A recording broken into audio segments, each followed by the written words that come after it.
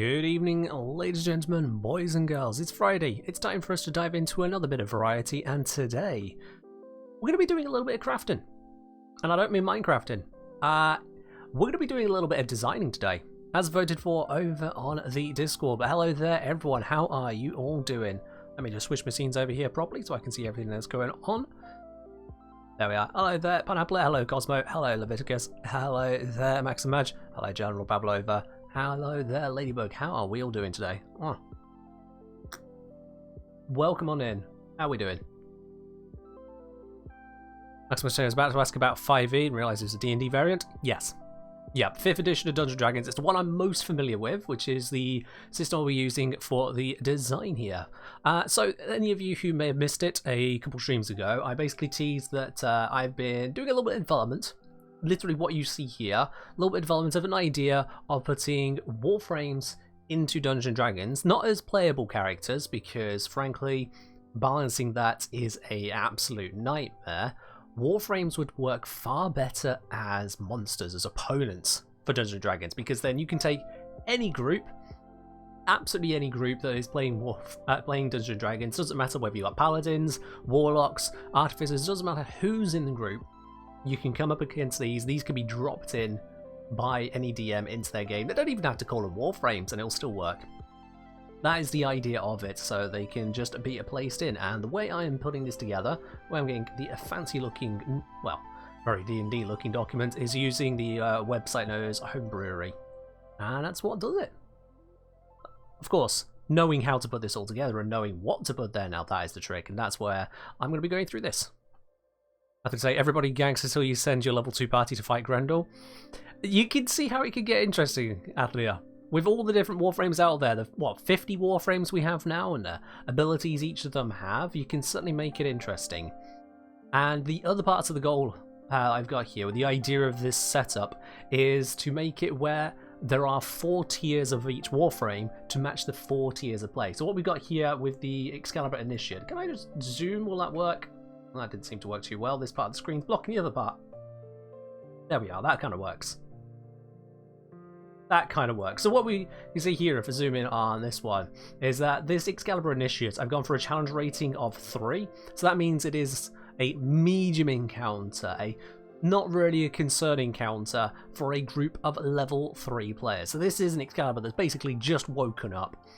He's got his gear, he's got his absolute basics, but he's not really much of a threat. If you were a level 1 party, then this would absolutely wipe the floor with them, most likely. But level 2, they've got a chance. Level 3, come on now. Who's this guy? What's he trying to do? It would still be a challenge, but barely a challenge. That's the idea with that. And so, as you get to higher and higher levels, you'll be up against the harder and harder Warframes. That's the idea of what a Dungeon Master would bring into the fray. And I'm trying to make it where it's simple enough to run, but still keeps in mind the different things that a Warframe has access to in Warframe in a Dungeons & Dragons format. What I missed, do you play D&D? I have played D&D many times. Usually I am the DM, hence why I consider myself in a position to actually create this kind of thing. Yeah, I'm normally the DM, which means I've been running various games in various different groups. This looks like so much fun. Love your work, and can't wait to see you do Rhino because that sounds genuinely terrifying. It will be genuinely terrifying, absolutely. Gorilla with a Glock, thank you very much for resubscribing onto 4 months now. I appreciate it very much.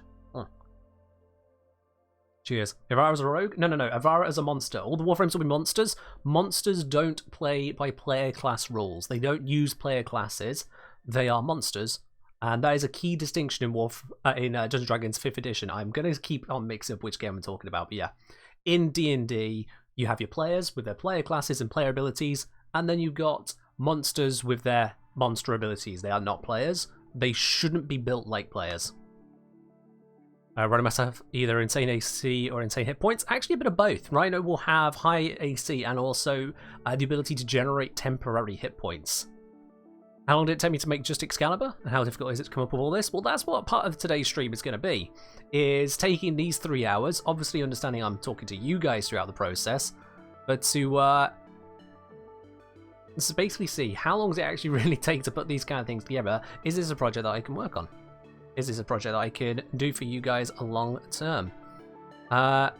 Generate? Sorry, Gorilla, not getting your full question there. Not getting your full question. But yeah. Max was saying, feeling you're a ruthless DM. No, I'm actually fair. I'm actually fair. What's AC? So AC stands for armor class. It is how difficult it is to for something to hit that creature. So if someone were to try and attack this Excalibur Initiate, which has an AC or armor class of 15, they would need to roll a total of 15 or higher on their attack to actually hit him. So if they were using, say, well, his longsword here, they'd roll a 20-sided dice and add 5 to the result. So if they rolled a 10 or higher with a +5, then they'd hit him. If they didn't, 0 damage.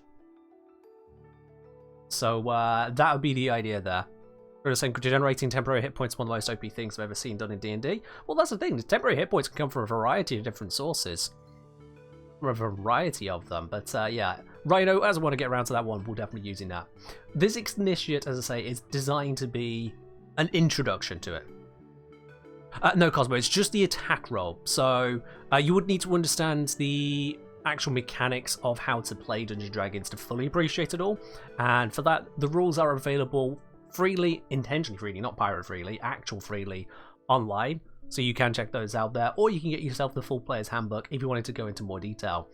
Basically, to give an example here, this is codified right the way down. So the way that Excalibur works, if he was using his longsword to attack, melee weapon attack, so he's using a melee weapon to attack with, he would roll a 20-sided dice and add 5 to the result, and he would only be able to target one target within 5 feet of him. Typical range on a sword, really. If he hits them, then the DM can either just say they deal 8 damage, or, which is typical for players, they would roll. And in this case, it would be a 10-sided dice plus 3. So that could be 5 plus 3, it could be 1 plus 3, it could be 10 plus 3. That's how it works out, Cosmo. So you roll to see if you hit, and then you roll to see how much damage you've hit for. And Excalibur here, this Initiate, every time he's able to attack, he can make 2 attacks with his longsword or 2 attacks with his kunai. So he's either going slash or using his kunai and chuck, which means that each turn, if he's hitting, he could be hitting for approximately 16 damage every single turn is the idea there. And of course, the players will be able to do their things on their own turns. No, don't worry about it, Cosmo. I fully expect that a good number of people who are going to be tuning into this stream today, because I'm normally a Warframe stream, a good number of people tuning in are going to be like, numbers, things, bonus, what's a proficiency bonus, what's a language, what is common, is common a language, can he speak all common languages? And I appreciate that. It's going to look kind of weird. It is going to look kind of weird. This is kind of a hybrid stream idea. But hey, we got voted for, so we'll try it out. Will this be available for us when it's done, or is it just for giggles? So my idea here, if I can put this together into a nice proper document and a substantial one, I don't want to release it partly done. But if I can put this into a full substantial document, yes, I'll be releasing it completely for free. I've already spoken to DE about that as well, to clear up on the bits and pieces, so they are a-okay with me putting together these kinds of details. But yeah, it would be a completely free thing. That is actually their stipulation. So yeah, that'll be the idea on that. So I'm going to be focused on the abilities, that's where the spice is. Yeah, basically. That's what really makes the Warframes Warframes, rather than just dudes with swords and knives. So, like, we've got here Slash Dash. This is Excalibur's first ability. It's his most basic one. And so what I've done here is I've turned it into an action that Excalibur can use. Recharge 6, that bit there, just means he can use it once, and then once he's used it, at the start of every turn, he rolls a 6-sided dice, and if he gets a 6, then he's able to use that ability again. Otherwise, it's still on cooldown. That's my way of balancing the energy economy, as it were. So he's not just constantly slash dashing, despite being an initiate. He hasn't got the energy for it. So normally, he'll be using these attacks, but he can start with a slash dash, or just use it on a turn when he's ready to. So in this case, Excalibur moves to a target within 15 feet. He doesn't use his movement for that, he just moves to a target within 15 feet, and makes an attack with his longsword. Slash dash, you dash forwards and you slash. Excalibur may do this up to 3 times, each time selecting a new target, but each successive target must not move him closer to where he started. Kind of like how slash dash has you going forwards as you continue your slash. This movement does not use Excalibur's speed and does not provoke attacks of opportunity. That last bit means that even if he's moving away from someone to attack someone else, he can't be attacked back, just like how during Slash Dash you can't take health damage. Excalibur is immune to that. So all of this here is basically recreating Slash Dash in the Dungeons and Dragons setting, and then balancing it slightly as well, so saying it has to be within 15 feet for each target, and you can do it a maximum of 3 times, and you can't just turn around back to where you started. You have to keep going somewhere away from where you were. That's how it turns a Warframe ability into a Dungeons and Dragons ability. And likewise, I've even been incorporating the movement bonuses that you get in Warframe. So bullet jump once per turn. Excalibur may turn a jump into a bullet jump, jumping as if they had a run up and able to cover twice the distance, which, as you can see here, means they can do a 12-foot vertical or a 32-foot horizontal. Higher level Warframes will be stronger and therefore able to do even more. That's why it's a special ability. Gura saying, just recently did some testing with Excalibur, just noticed that Slash Dash got changed to auto chain after master 1 button. Yeah, it's got a lot better with its targeting as Slash Dash. A lot better. So, that is where the initiative is, and the other thing is that I want to include, which is missing from a lot of stuff in the Monster Manual and general DM tools in 5th edition, but it was there in 4th edition, are encounter suggestions to help build encounters for people to engage with. So combine 1 Excalibur Initiate with 1 Wolf for a hard encounter.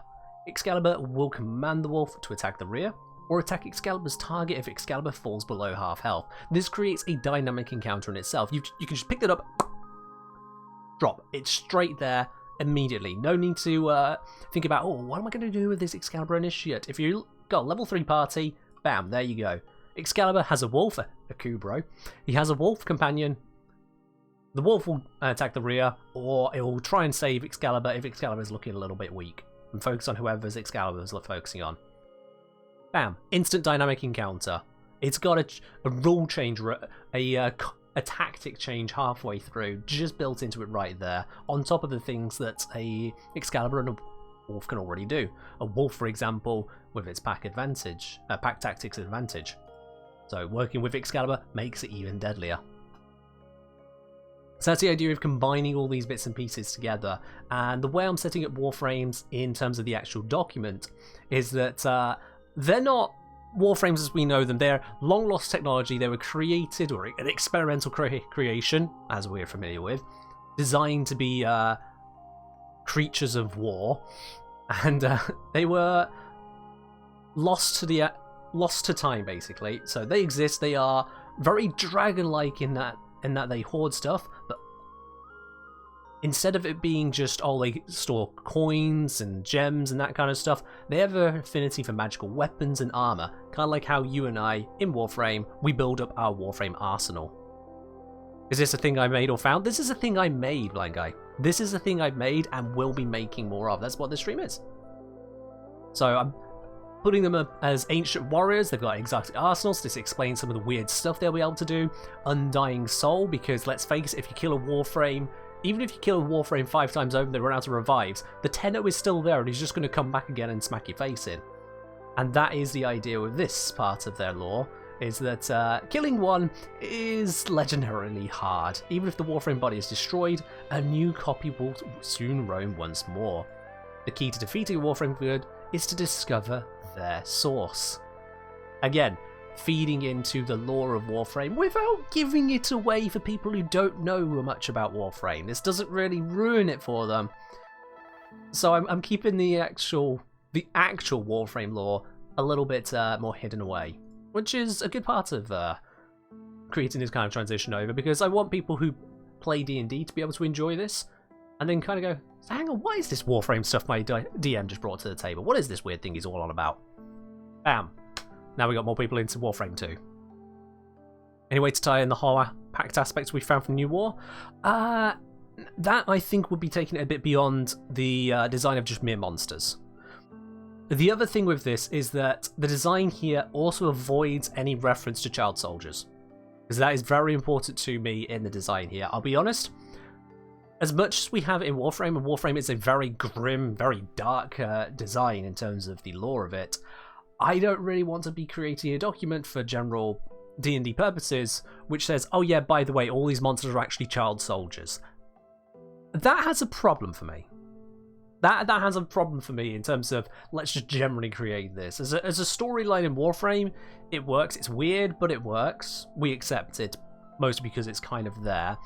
But if I could just, not include that, that works for me. That absolutely works for me. Rather than having a party go on, they're trying to deal with these Warframes, they get to wherever the Horde is, the foundries and whatnot, and the DM says, yeah, so if you want to kill this thing forever, it's actually a 12-year-old kid. He's just been put into time stasis due to magical powers. Deal with it. No one would be okay with that. Like, DM, what have you just created? This is not cool at all. So, this kind of also gets around that. There is some source, some heart, which a DM can create how they want. They can set their bit there, but otherwise, Warframes are Warframes. That's the bit the players actually interact with. The rest is kind of like a lich phylactery kind of style. Think of it that way. You don't have to know the ins and outs. You just know there is a MacGuffin somewhere at the heart of the lair. We need to kill that. Bam. Maybe thing to put in the DM notes section? Honestly, not really necessary to me, blind guy, no. If someone has played Warframe, they'll understand what the source is from the Warframe perspective, and if they haven't played Warframe, they've just got some cool monsters.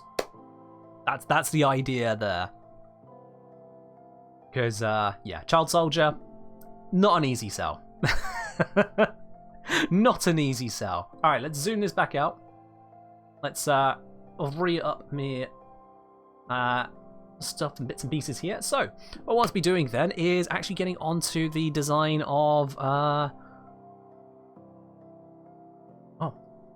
making the next Excalibur. That's where we want to take it there. What's bad about child soldiers? If you need me to answer that, Tommy Tot, you are on the wrong planet, frankly. Wrong planet. Alright then, so I need to be making up the next one, the Excalibur. So we'll go for Excalibur Initiate, Adept, Master, and Prime. That's the idea and process I'm going with there. So we're going to be doing the Excalibur Adept next, and they are going to be at a much higher challenge rating. I'm going to go for a challenge rating of... Excalibur's a more vanilla kind of things. I'll go for a challenge rating of 8. That's the focus I'll go for there. We'll go for +5, so challenge rating of 8. So what I need to do is create a monster stat block. Now, autosave is off. You haven't saved for 44 minutes. Save. I know I've done nothing, but save anyway. Alright then, hello Canuck, how you doing? Now this is just put in some random stuff. You can see how that just creates a thingamajiggy there. I don't know what half of this is. It just creates random details, I guess. But let's start replacing the sections there. I'm going to use the template so I don't miss a section that should be in there. This is going to be our Excalibur Adept. You see, that goes straight on in. Tiny Annoyance? Nah, that's going to be Titania. So this is again a medium monstrosity.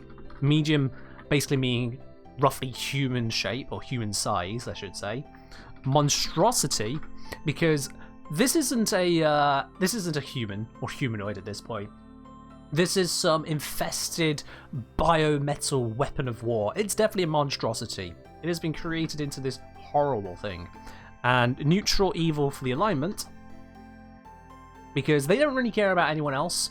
They care only about their goals to develop and build up their horde. They want to get new shiny weapons, new shiny armor, new shiny toys, and if you're in the way of that, they'll kill you for it. They don't care about you, they don't care about laws, they're not here to wreck your civilization, they just want their stuff. And your stuff is their stuff. That's how a Warframe is. So to everyone else, they consider that neutral evil. So is Blind Power the next unlock? Yes. The Blind Power would be the next unlock. So, I'm going to just put a 0 on these for now because these need to be figured out. We'll figure out that as and when we get to it. I'm just going to leave those where they are. Same with these stats. We'll work through all of those. Condition immunities, none. We don't need any for our Warframe, so let's just delete that line. I'm using this as a reference to get me through as well. Instead, what we would have would be skills, because that thing didn't have skills on there, but we would have skills. Let's slowly building this one up on here. Now with the Excalibur Initiate, I went for Athletics and Stealth. What I'd like to do is add on an extra skill at each stage as well. So I think for this one, we're going to go next with Perception. Because of the blind ability we're bringing in, counter that with his own Perception is just being higher. So I think going for Perception as his next skill would be pretty cool. We go Athletics, I'll figure out the bonus later. Stealth, I'll figure out the bonus later. And Perception, we'll figure out the bonus later. Senses, Passive Perception, we'll figure that out later. Language, not Jive and Gibberish, one of those. Common. Any frame worth their salt is equipping Prime Sure-Footed. Not an Adept. An Adept won't be at the point of having Prime Sure-Footed. So an Adept wouldn't be a thing there. PDC say also importantly, Monstrosity avoids things like Hold Person affecting your frame. There is that, true, yes, although Hold Monster is a thing. Hold Monster is definitely a thing. So, challenge rating, we are definitely saying this is going to be challenge rating 8. This is where I need to bring up me documents. Now, if I was smart, I would remember to have opened these all up earlier. I didn't. So, let me just grab where my DM tools are hiding. DM stuff, and it is... on the weather, manuals... Where did I put it? Bear with me one sec, guys. Aha, there it is. So what I have here, this is from blogofholding.com, and they went through basically the entirety of the monster manual, and they checked out how the actual AC and hit points and damage stats actually scale for monsters, rather than using the DMG stuff, because it turns out the DMG doesn't give you very accurate information. So this is actually what I'm using to help scale that. One thing it doesn't have on here, however, is the XP for level 8. So I'm just going to have to reference that. So I'm just going to have to reference this out. Let me take my headphones off a sec, because I have my books. Yeah. I have my books. Remind me, level... Oh, wrong book. There we go, wrong book. I need the Dungeon Master's Guide for this one. How much XP is it for level 8? Challenge rating 8, 3,900. There we are, wrong book. 3,900. So put 3,900, there we go. That's filling in bits and pieces here. Or you can just copy and paste the bullet jump and double jump. So let's bring those over.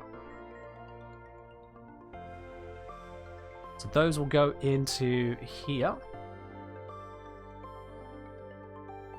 There we go. I think I need to put that line in. Yep, there we are. So we got bullet jump and double jump. I'll fix the numbers on those in a moment, because again, we still need to figure out their stats. Weird seeing me without the headphones. Yeah, it does kind of become part of the look, doesn't it? It becomes a bit part of the look over time. We were saying looking probably just keeps the base powers.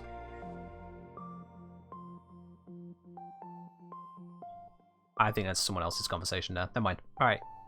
Remove headphones, chat. Oh my god, you have ears? I know, right? Next you're going to learn I have legs. We know. Streamers have to cut off their legs in order to become an affiliate. It's a known thing. That's why I have to spin around and reach stuff. No legs left. Just in a chair. Alright, speaking of spin, that is not our attacks. Let's get rid of those.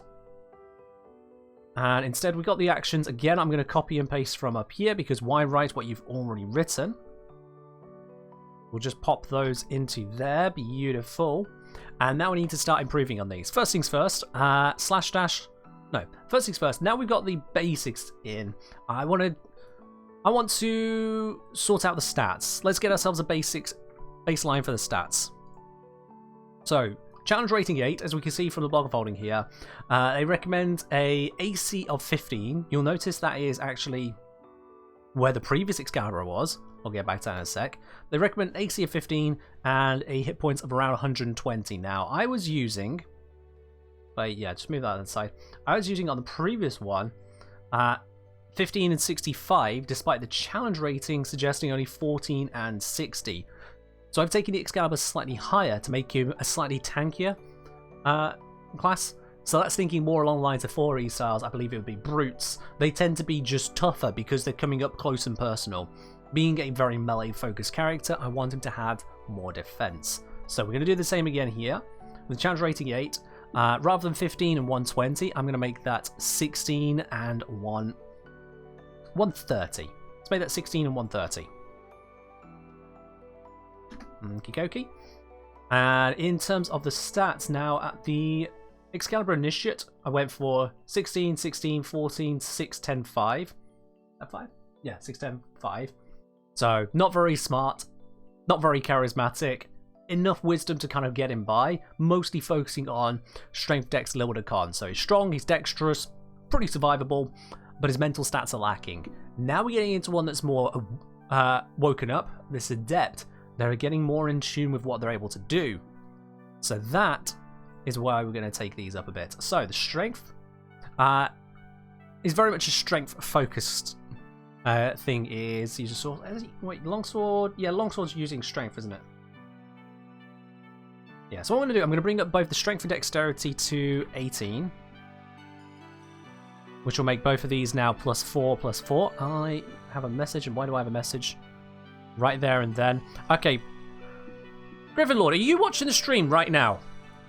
Gryffindor, are you watching the stream? If not, I'm just going to block you, so you might want to turn up and say if you are watching the stream right now. Alright then, 18, 18, +4, +4. Constitution, let's bring that up to a 16. Hello, Andrew. You have missed my introduction to what we're doing here, but that's fine. You can still follow along. I am in the process of creating the Excalibur Adept. Okie dokie. Now, with these other stats, the intelligence, I think now that we're onto the Adept, we want to be bringing these up quite substantially. They're not just your bottom basic Excalibur, just woken up, kind of stumbling around. We're on someone who can actually start casting some bits and pieces. So I'm going to bring the intelligence all the way up to 10, which will make that a flat 0. The wisdom, we're going to make that a 12, because we're going for a nice big jump there. Makes this a +1.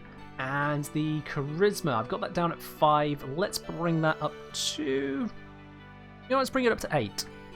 There'll still be a -1. It's still a negative. Still a weak point. But not as weak as it was before. Okay? Valkyr's fast recovery, not immunity in less than 4. If you're talking about Valkyr in Warframe, Valkyr's passive is that they don't have hard landings. Doesn't matter how high they fall from, they just don't have a hard landing. That's Valkyr's. So the passive there for Valkyr, for focusing on that, would end up going towards the ability to just fall. Doesn't take fall damage. That's why we go with a Valkyr for a passive, guys. Anyway. So we got the basics of the stats there. Now with those basic stats in, that allows us to start working onto the other stats and fill them in around the place. I forgot, what was the proficiency bonus at this tier? I'm just going to take it from level, so level 8, you should have a proficiency bonus of +3 still, I want to say. We'll go with proficiency bonus of +3 here, yeah. Let's type that one in.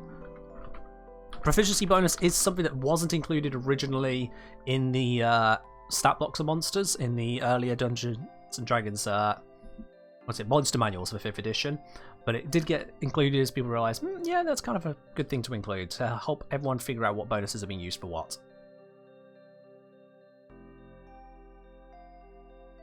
Should be +4 at level 8. Okay, someone's challenging. Grab the other book.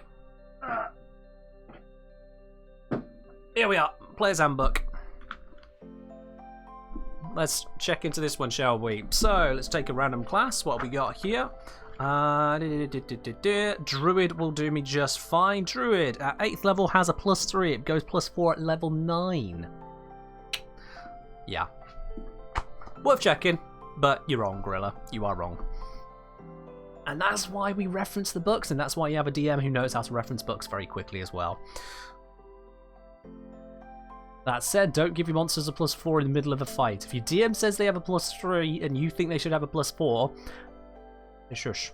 Alright, let the DM play the encounter how they're going to play it, especially if you're going to make your life worse. Just... Yeah. Jason's saying 130 HP, you're looking at 18d8 plus 49 to get that value. Oh, thank you. 18d8 plus 49. How? 1849. That doesn't divide in. Yeah, that doesn't divide in. We'll need to figure out that. It was a ballpark starting figure, but we will need to fix that. So yeah, with the d8s, you did say that 18d8 with the constant of 3, so that'd be 46. So I guess we go 1, 2's... What's that? 1, 2, 7?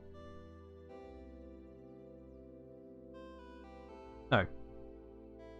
No, 18 by 3 is going to be 54. It'll be higher, so it'd be 135. That might be a bit too much.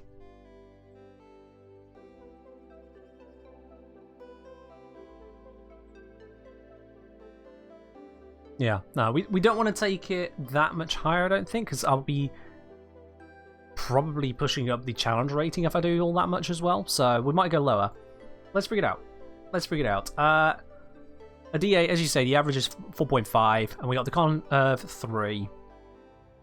So at 7.5, 130 divided by 7.5 comes out to 17.33. So if we go for 17 times 7.5, it comes out to 127.5. So if we go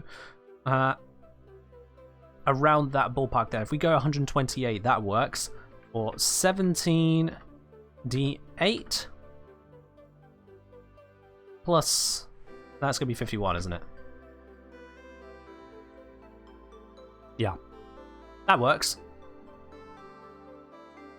Only 17? Max and match? Are you actually got a query there, or are you just referencing because you don't know? Why only 17? What's your question? So here's the thing, we're going to have some people here who are going to be taking the feeling of, oh, I have a suggestion here. Are you sure you only want it to be 17? And others going, only 17? What?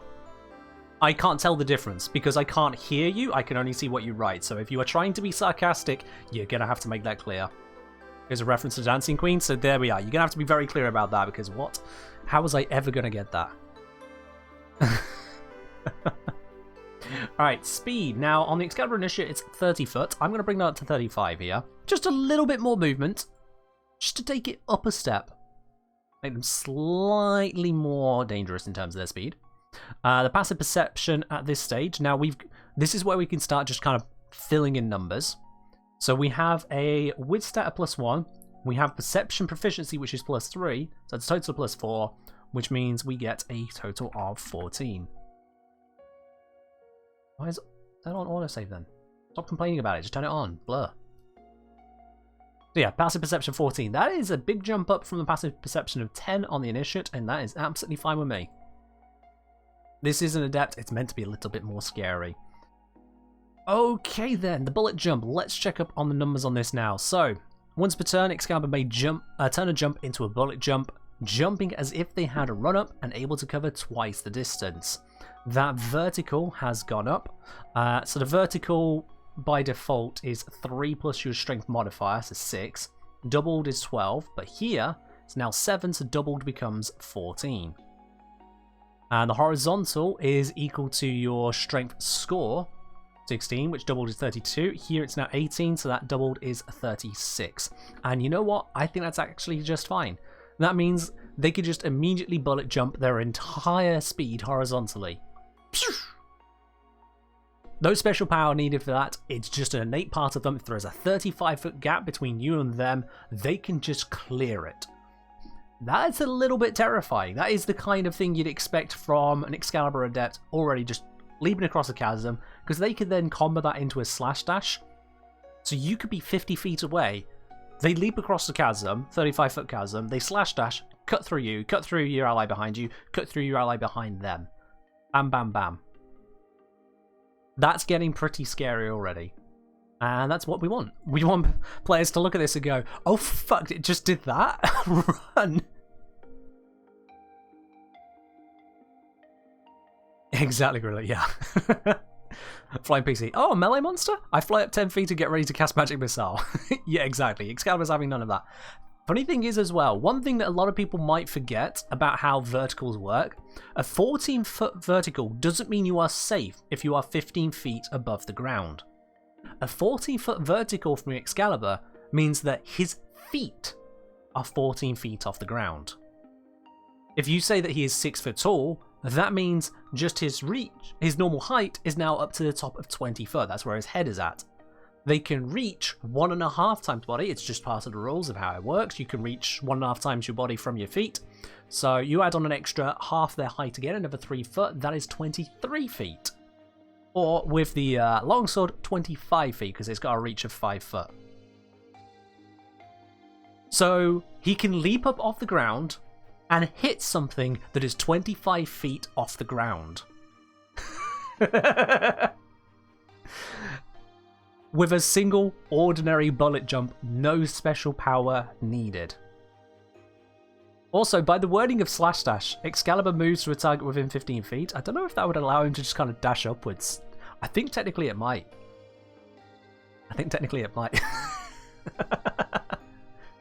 Is it accurate to say Noah is safe unless you cast fly? Noah is safe in general because I'm going to be upgrading him from a kunai to a bow in a moment. But we'll get to that. I will get to that.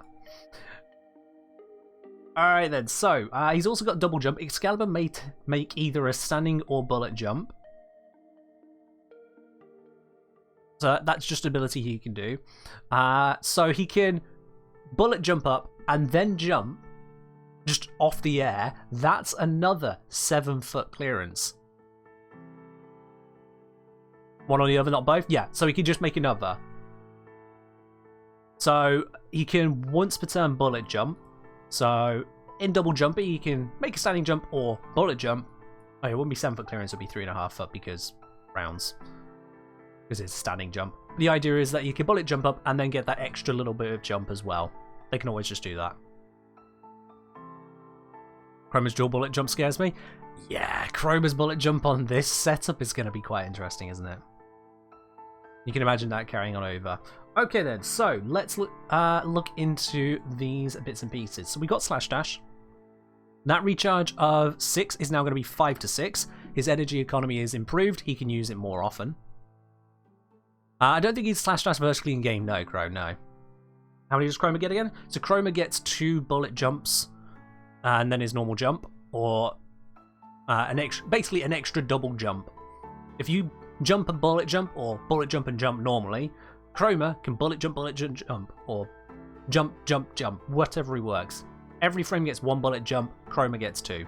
Every frame gets a double jump, Chroma gets 2. That's just how it works. It's a bit fiddly, I'll be honest. A bit fiddly trying to use it. I have included a reference to that in my next video, which will be coming out tomorrow, guys. A bit later than I intended. I had a lot going on this week, but it should be coming out tomorrow. It's a bit nuts. It would be a bit nuts if it weren't for the fact that it's actually on Chroma, so no one cares. Chroma's really in a bad spot. Anyway, so with the slash dash, I've given him the extra recharge. Excalibur moves to a target within 15 feet. We can leave that all the same. We're going to increase this. Now, this is where we need to focus on our numbers. I'm actually going to skip down from that, come straight down to the longsword attacks. The +5 to hit is now +7 because we've got +4 from strength or dex, +3 from proficiency. It means the hit 1d10 +3 is 1d10 +4, which means the average hit is now 9.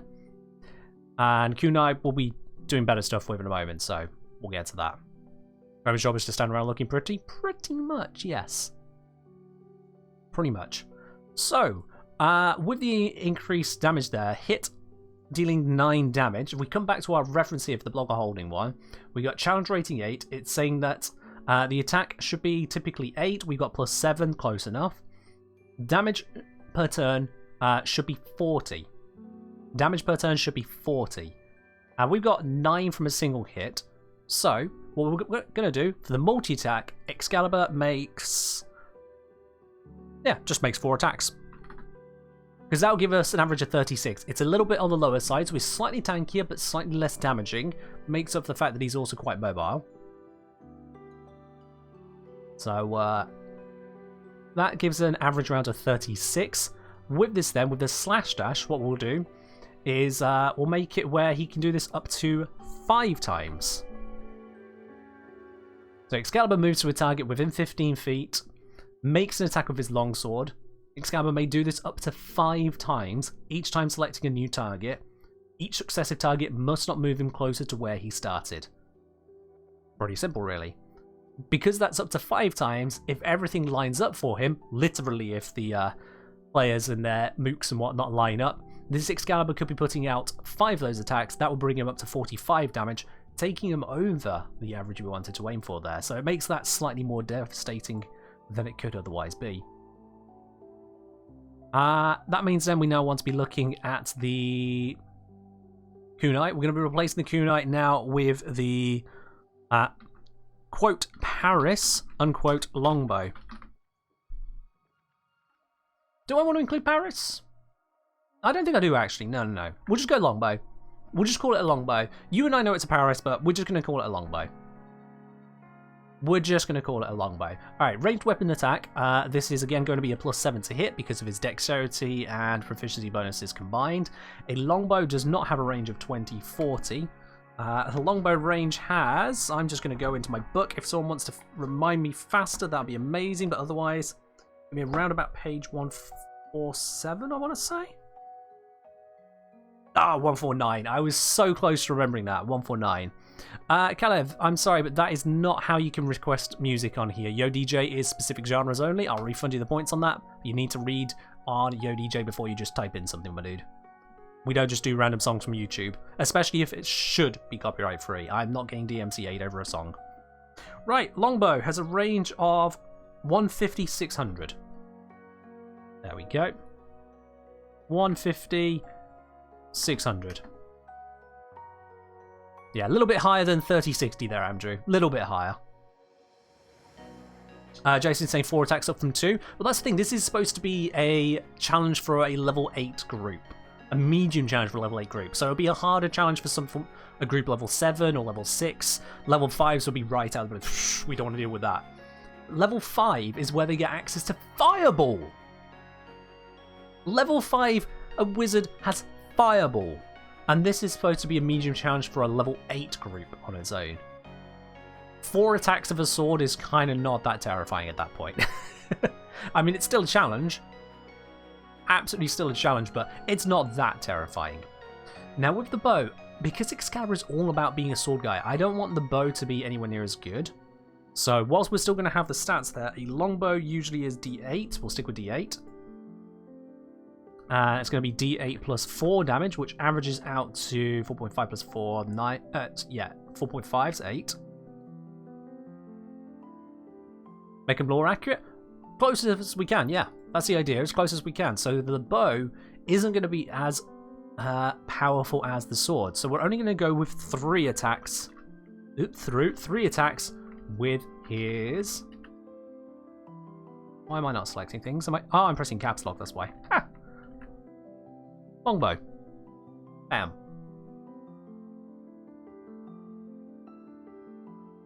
You're thinking thrown weapons? We had the thrown weapon here on the kunai for Excalibur. For the Excalibur Initiate. For the Adept, I still want him to be a threat at a decent range. So you can't just outrange him, or if you are all getting up and close and he decides he needs to back up a bit, he can. That's a part of the terror of Warframes. They're pretty damn adaptable. Excalibur for guys, galvanized mods. Well, this is only an Adept. Come on. We've still got Master and Prime to get to. This is only the Adept. Also, I haven't included his other new ability yet. Excalibur's passive is 10% extra attack speed with swords. Could that be translated into 1 extra hit every 10 runs? It's not worth it, Maximage. By giving him more attacks with his longsword rather than his longbow, that is his faster attack speed straight away. We don't need to recreate every last little stat from Warframe. It's simply not possible. Like, where is his shield stat? Where is his energy stat? We're not recreating every single stat. We're recreating the vibe and feeling of that Excalibur. So when someone comes across an Excalibur Adept, they go, oh shit, okay, you're gonna have to deal with that. Is there a flaming sword or something that's decently strong? So that would be the Excalibur Prime. That would be unlocking the 4th ability, and that's where it just becomes, oh dear god, his sword is made of magical energy and it's got waves of power. What? It's just, yeah. You mean in D&D? Oh, there's everything in D&D. You can make anything you want in D&D. That's how I'm creating a Warframe in D&D. There is everything in D&D if you look long and hard enough. You can create whatever you want. Yeah. Part of the reason for the multi-tag Jotun is just mostly balancing, though. So if we come back to here, for the idea for a challenge rating 8 creature, I don't know, this is coming up on screen, isn't it? Yes, it is, good. For a challenge rating 8 creature, it averages at challenge rating 8, 40 damage per turn. And that's assuming if every attack hit. So with only 9 damage on the sword, we need to let it have multiple attacks in order for it to be threatening. Alright then, so the other thing we want to do now is include the other action. Like I'm playing, say, are the Warframes weapons going to be lootable food? They would be, but here's the thing, if you just defeat this Warframe, look what you get here. You get a long sword, and you get a longbow, which is obviously going to come with some arrows. Yay. Defeating the monster isn't the loot. Defeating the monster's lair, or taking wherever its stashed its hoard is, now that's where the loot gets fancy. That's where you find the crazy stuff. Am I giving Warframes only bows throwing weapons with regard to range stuff, or will I add Mirage firing a full automatic rifle? So I could absolutely look into very D&D style inclusions for that. So say a repeating crossbow. A repeating crossbow is absolutely a thing, or give them the ability to fire a crossbow more than once, just so it kind of acts like they're going choo choo choo choo choo choo. Pretty automatic in style. Fun fact. Monsters in D&D do not complain about using semi-automatic weapons. Because they don't have to keep clicking, they just imaginary, they can keep firing. So yeah. Strength is more from the frame itself, especially low level ones. For the low level ones, the strength is just the Warframe is pulling off feats of activity. So it's got things like its slash dash, it will have the what do you call it? Radial blind, that's what we'll be including in a second. As I mentioned in the actual introduction to all of this, is it in... where did I put it? Yeah, so ancient warriors, Warframes were trained by long-lost civilization. As a result of Warframers' capabilities and skills unknown to modern civilizations. They have ways to bypass all defenses, move unseen, or cause the very ground beneath your feet to churn as they act.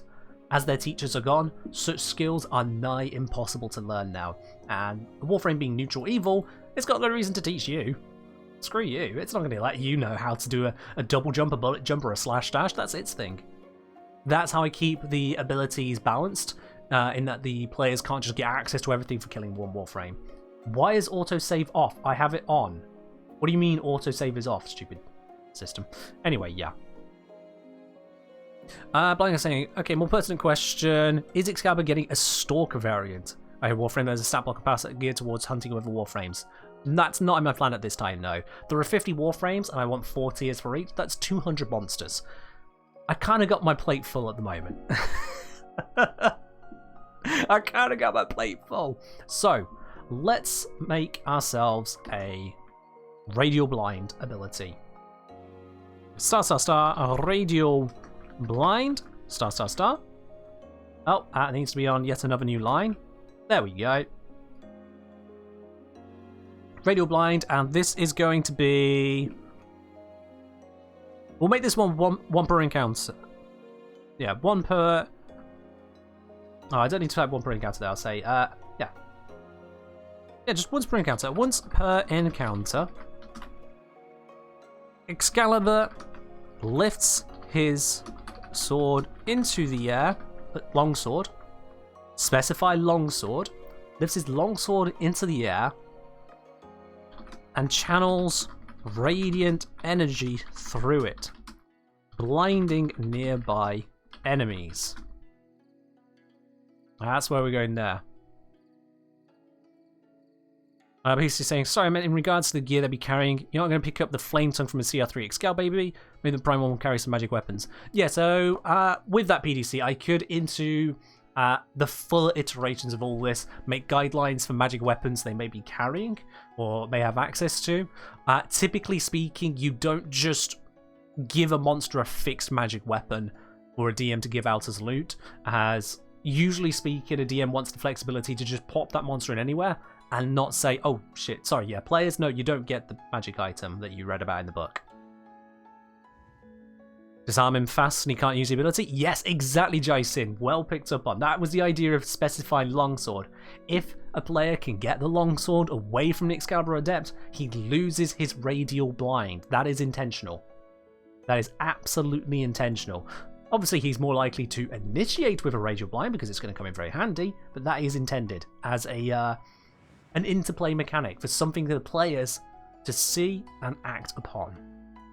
That is absolutely part of the design here. So, for this, let's take a little bit of inspiration from the spells that we have here. Let me see. If I just look up the spell Blindness and Deafness real quickly, I think that's a good starting point. I think it's called Blindness and Deafness. Come on, book, where is it? Blindness and Deafness, 2nd level Necromancy.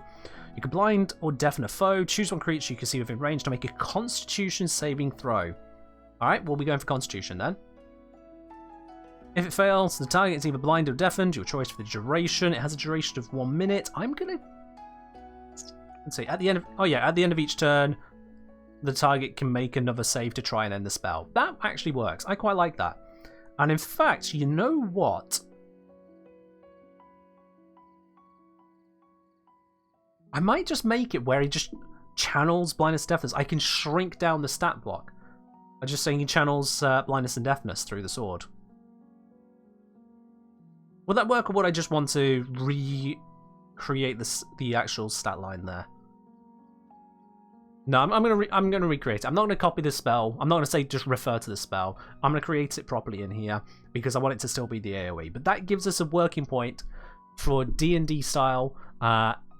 If you're avoiding blindness, you are avoiding it using your Constitution. So,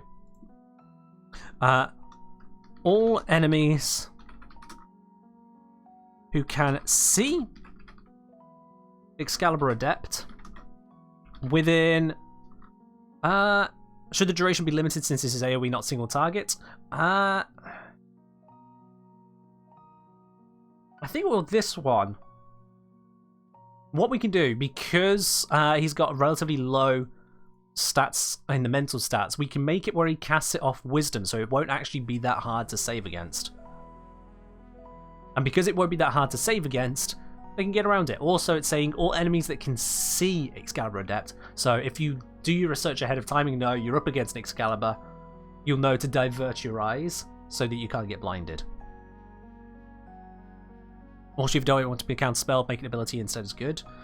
Actually, no, I do want counter spell to be available. Counter spell is basically nullifier. You can be nullified in Warframe. You can be counterspelled in D&D. I want the two to be roughly the same in this regard. So yeah, you're right. This does need to be clear it's magical. So, Excalibur lifts his longsword into the air. I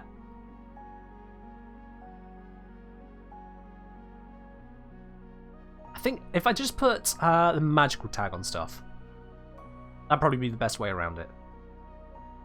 Convenient cover appears before encounters, or players can create cover. You know, the smart caster can nullify all the abilities of any Warframe. They can attempt to, Gorilla. They can attempt to. Whether they succeed or not, that's another matter. But they could attempt to. Counter spell. What are the rules on that if it's targeting something that is not a leveled spell? Do I have to give these leveled spells? You attempt to interrupt a creature in the process of casting a spell. DC equals 10 plus spells level. Shit. Alright, gonna have to make rules around that then.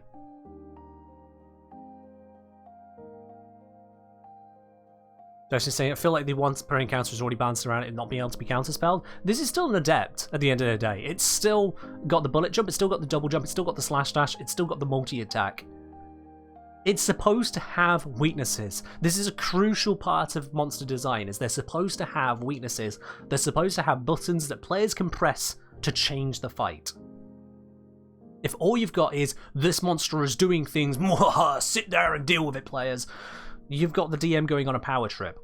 If instead you've got a monster that the players can interact with, then you've got an encounter. then you've got something to work with. So I'm fine with building in weaknesses. That is in fact in the intention, is to build in weaknesses that a smart player, a player with a high intelligence score, well, player character, can learn about ahead of time, or a character with a high wisdom stat might be able to notice in the way that the Excalibur's always focusing on using their sword, so they can put 2 and 2 together and go, this is how we beat him. This is how we beat him.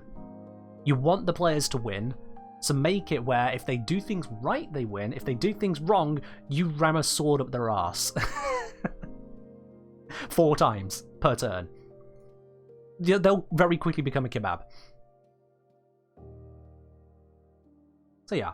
You can add a rule that ability is scaling elements, not a fixed number. So I'm saying radial blind stops them being ripped apart and being surrounded by 8 walls, which is good. Yeah. Let me see. How am I going to do this then? How am I going to make this work properly? Because I'm creating... I want to create it as a spell. What's the way to write that in without just creating a spell compendium? Because I don't want to have... Oh, he cast this spell, go look it up in the spell compendium. That is clunky. I don't like doing that, really, I'll be honest. So, radial blind, what's been counter? Find nearby enemies. That's the description. This is the description bit and says how he's doing it.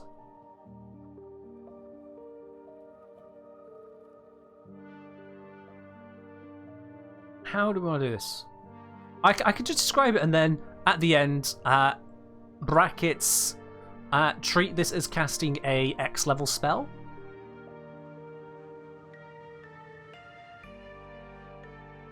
Or once per encounter, Excalibur casts Radial Blind as a X level spell. Needs the ability in 8 spell casting. True, yes it does. Yeah, you're right, Jason. That would be the way to do it, wouldn't it? Ice Method 215. Thank you, yes. See, now that is a page reference I can use. Ice Method 215. I could just look at any of these ones, but let's look at the Ice Method. Innate spellcasting. Method can innately cast Fog Cloud, requiring blah blah blah blah blah. Innate spellcasting ability is Charisma. No, that's... it's not quite the way I want to do this. Not quite, no.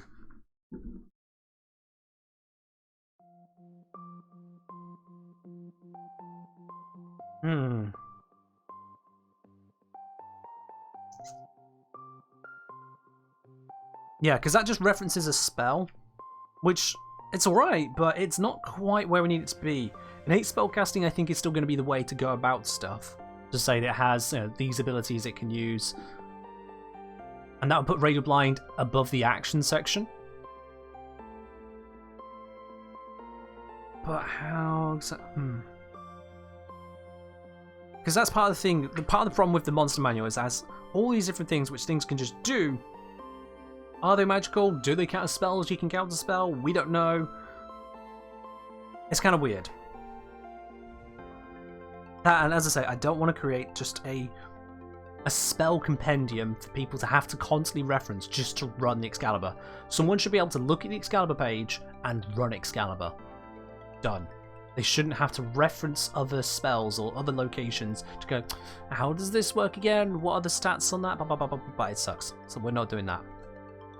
Hey Raptor, things going well. Things are going well. Just trying to figure out the best way to represent this.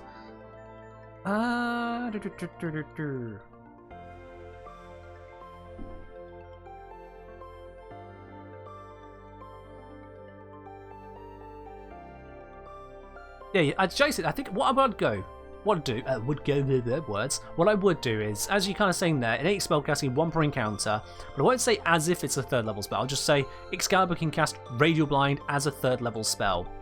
Its innate casting ability is Wisdom, and above that is where Radial Blind will actually be described.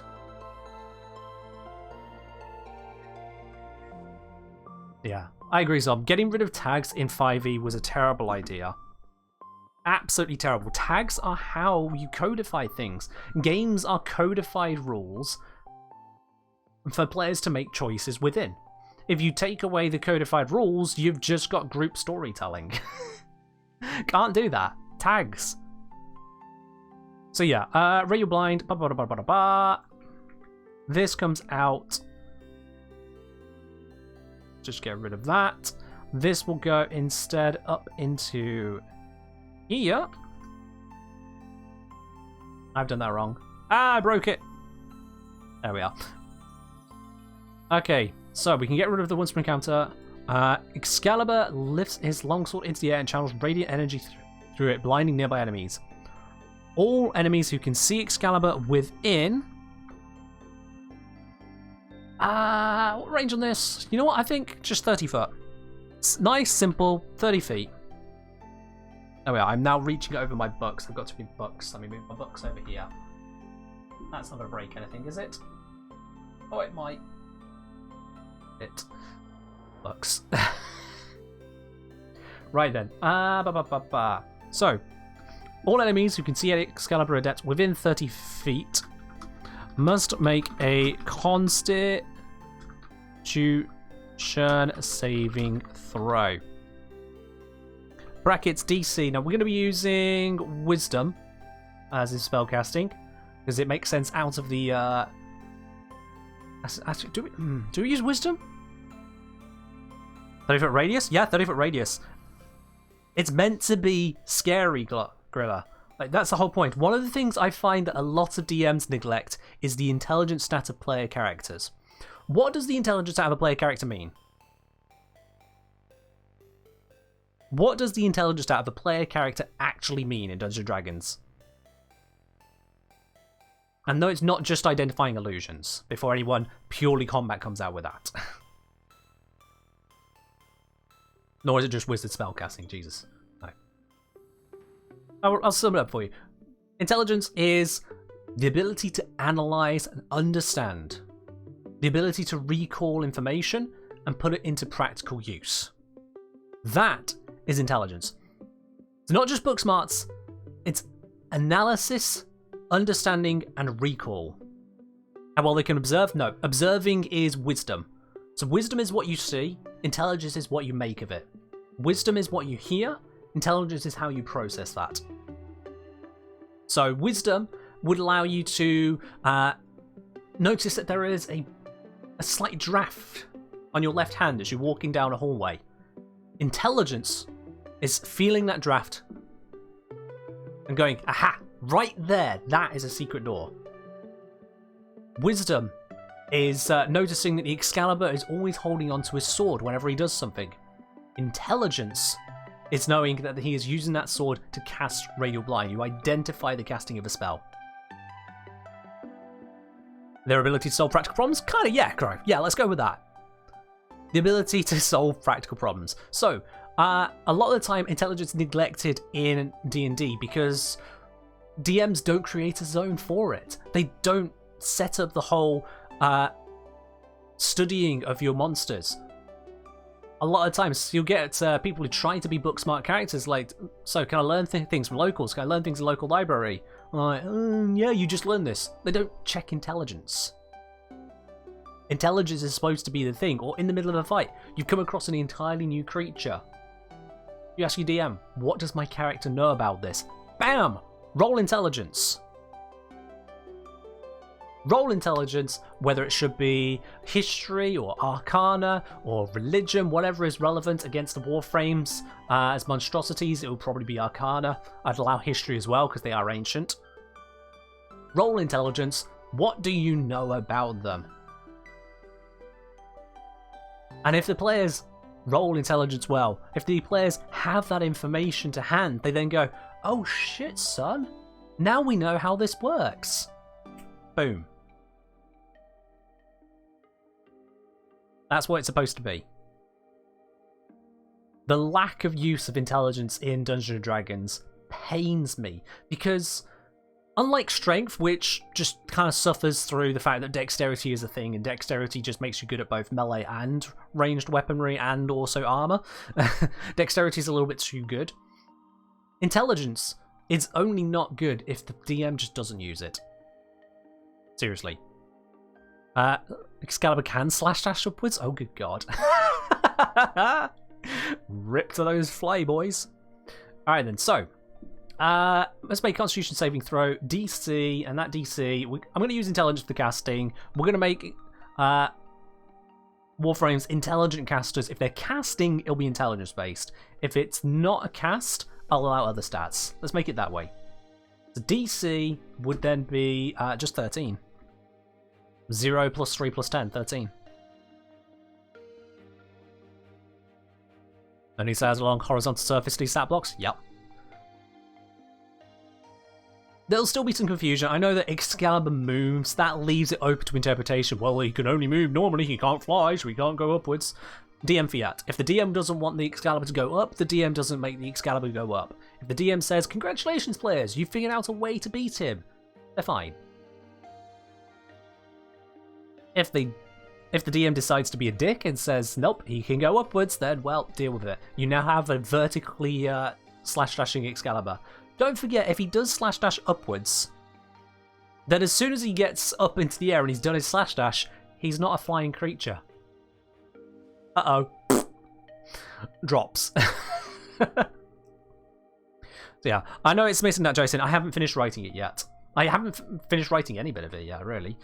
So there must be a Constitution saving throw DC 13. On a failed save, the creature... Yeah, the creature is blinded. Capital to make it a keyword. Blinded for up to 1 minute. At the end of a creature's turn, it may repeat this saving throw to end the effect early. There we are, that works. New strat, bait Excalibur into the air and watch him splat. Well, it is on recharge, but it'd still be funny. I have genuinely had, in one of the games I ran, I had this dragon encounter happen. It was a very young dragon. I think it was a I think it was in fact a hatchling dragon. So it wasn't a big threat, but it's still the first dragon these guys had seen, and it caught them unawares. They hadn't really scouted ahead, and so this thing surprised them. It ambushed them. They were pretty much out in the open. There was just a broken shack that this dragon had been hiding behind, this tiny little dragon. This dragon flying around, it was making a mockery of half the party, because there's a couple melee characters and then a couple ranged ones who weren't really that good at it. They were missing and missing and missing. The fighter had recently gotten hold of a flaming greatsword. This was a custom-made weapon for him. It had 3 gems in it. If he used up all 3 gems at once, he could cast Burning Hands with it as part of a melee attack. He really loved that. But here's this dragon going around, and he's just a melee character like, what the fuck do I do? And then the only time I ever saw him do this, the only time, he was very much a typical brain-dead fighter character player. He looked down his stats, he had a think. He asked me, how high can I jump? I said, well, you can jump upwards up to your, let's see, your strength modifier, plus 3 feet if you have a running jump. It's like, and that's how high I can reach. Like, no, that's how high your feet go. You have a reach of, well, you're 6 foot tall, so you have a reach of 9 foot beyond that. It's like, okay. And the dragon's been circling around. Yeah. So it's probably somewhere above the shed at the moment. Yeah, it's above the shed. Yeah, it's currently hovering 15 feet above the shed. Okay.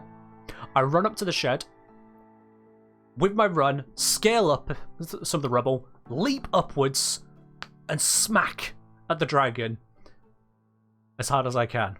Okay, can you actually reach that? And sure enough, scale up onto the shack. Quick athletics roll to see if he can get up there nice and cleanly. He does, aces the roll, leaps up. The numbers add up. He's in range. The dragon had come down low enough to still use its breath weapon. He cleaves at it with his greatsword, lands a critical hit, and says at the same time, you know what, let's use the gems. Let's activate the firepower. Full firepower at the same time. He doesn't just carve through this dragon. He immolates it from the inside out as his greatsword bursts into flames inside of its neck. And so as he comes down to the ground, he comes down slamming the corpse of the dragon with him. Turns to the oven, sir. He about finished firing your little spells. Just struts away from it. And that is the kind of problem solving you want to create for your players. That's the kind of situation where you want to let them have those moments of, I'm a fucking badass, I just took down a dragon with a greatsword, deal with it. That's what you want to set up for your players. As a story to tell for the fighter? Absolutely, yeah. He was so... When I say he was a very stereotypical fighter, his way of pronouncing prestidigitation, that bit of a pain of a wizard spell to say, prestidigitation, his way of pronouncing it, papa. I shit you not. That was his way of understanding the wizard. He saw the wizard casting papa. But he had a great sword and it burst into flames. Exactly, Grillo. Exactly, papa. Oh man, that was a great group. Absolutely great group of people to play with. All of my groups have been great. They've been wonderful people. That's a great thing about Dungeons & Dragons. If you find the right kinds of people to build a group with, you have some amazing moments every single session. Seriously. Loved it. Right, so, innate spellcasting. So, let's use a reference of the ice method, because we know where that is, because someone said where it was. It's scrolled off my chat now, but whatever. I will find someone with innate spellcasting, or I'll find the ice method.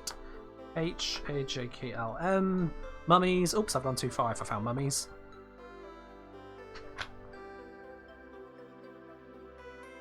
Okay, you know what? I've ended up on Mind Flayer. It has innate spellcasting there, so that works for me. So, innate spellcasting. The Excalibur Adept's innate spellcasting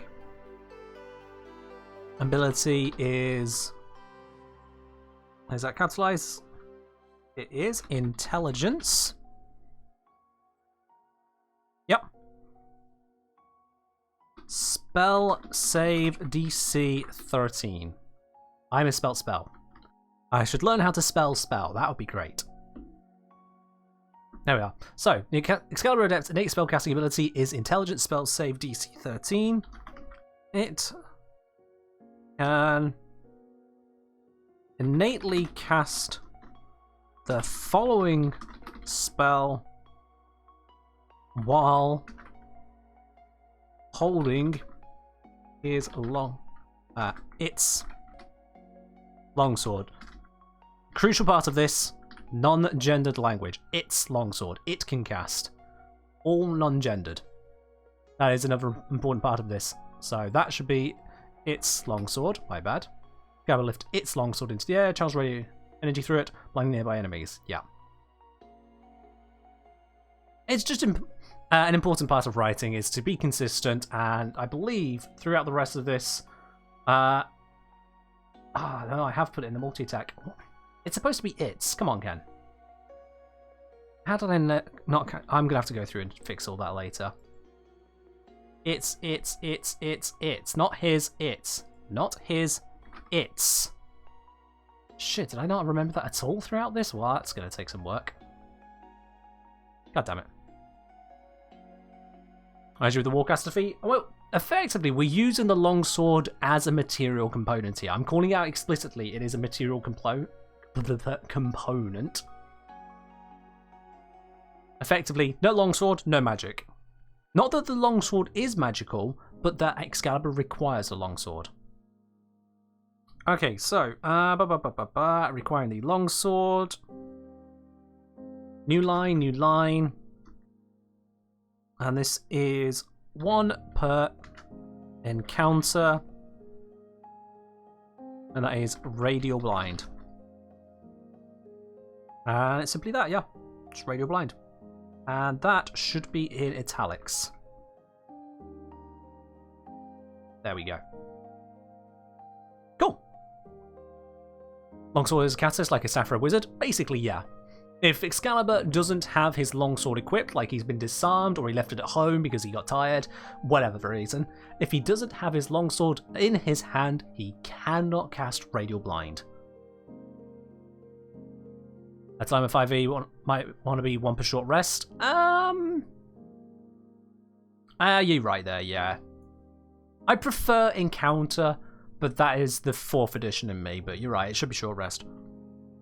You're very right, it should be 1 per short rest. Okay, so let's review. What haven't I done yet here that needs doing? Fix the bullet jump distance. Double jump. Yep, that's fine. I should make either an additional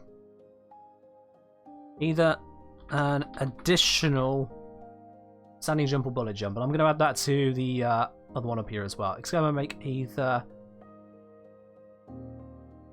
an additional standing jump or bullet jump. There we are. Monsters don't short rest. Monsters can short rest. Everything can short rest. Monsters usually don't short rest because the time between first appearing to exist in the world and dying is usually less than the time it takes to get a short rest. Is Excalibur capable of losing a longsword from fallen players after he's been disarmed if they brought one? Yes, Crow. Yes. Because if he is holding a longsword, he can cast it. So yeah, absolutely. Monsters do follow the rules of rest, so they can take rest. If players decide, we'll just leave him, and the DM says, well, he didn't die, monster can rest up, patch up, come back later.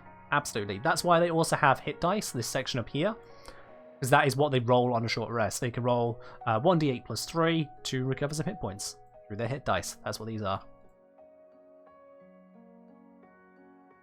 Excalibur picks up your weapon and blinds you with it. Nightmare fuel? Yeah, pretty much. Pretty much.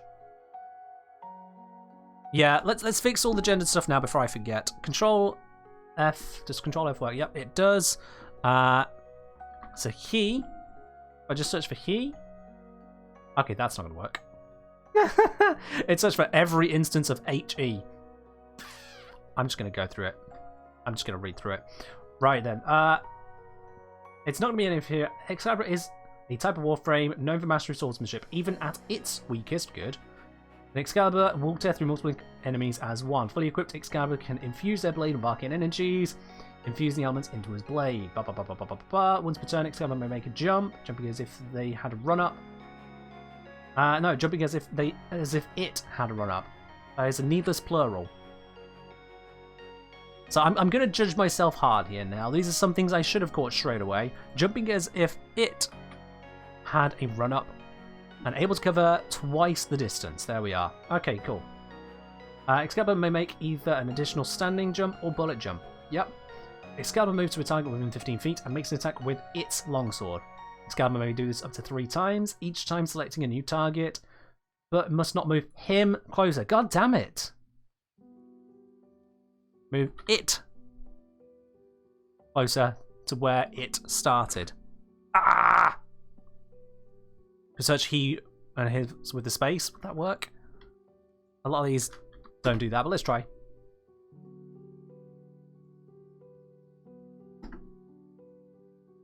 No, because it's still picking up the. It's still picking up the. No good. And I don't know regex, so I'm not going to type that in. The blurb said his blade, not his blade. Blurb? Blurb, blurb, blurb.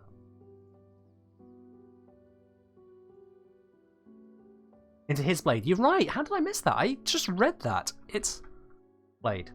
Thank you. I'm going to degender this entire thing. Let the right know. I am deleting gender. Let's not get political. Okay, so. But each successful target must not close to where it started. Movement does not use Excalibur's speed and does not provoke attacks of opportunity. Makes 2 attacks with its longsword or 2 attacks with its kunai. Excalibur immediately draws a new kunai after attacking if available. This, by the way, is how we get around the range limitation. Thrown weapon limitation of only having 1 or 2 equipped. Excalibur can just keep drawing them. So that's how I get around that as well. Chai's here to be a few extra set eyes. True, yeah, you're not just enjoying this, you're also helping me. Thank you. 1 Excalibur initiative with 1 wolf.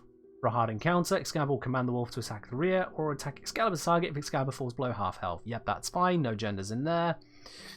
Check in here. Once per turn, Excalibur may turn a jump into a bullet jump, jumping as if it should be it. Needless pluralization. Jumping as if it had a run-up and able to cover twice the distance. Cool. Excalibur may make either an additional standing jump or bullet jump. Excalibur lifts its longsword into the air. Why does that feel like it doesn't have a space? That's just weird kerning, isn't it? Yeah, it's got a space. Weird kerning. Jumps to the air and channels radiant energy through it, blinding nearby enemies. All enemies who can see Excalibur Adept within 30 feet must make a Constitution saving throw. On a failed save, the creature is blinded for up to 1 minute. At the end of a creature's turn, it may repeat the saving throw to end the effect early. Yep, that's all fine. That is all fine. Excalibur Adept's innate spellcasting ability is Intelligence. It can innately cast the following spell while holding its longsword. 1 per short rest, Radial Blind. I should probably put bracket spell here.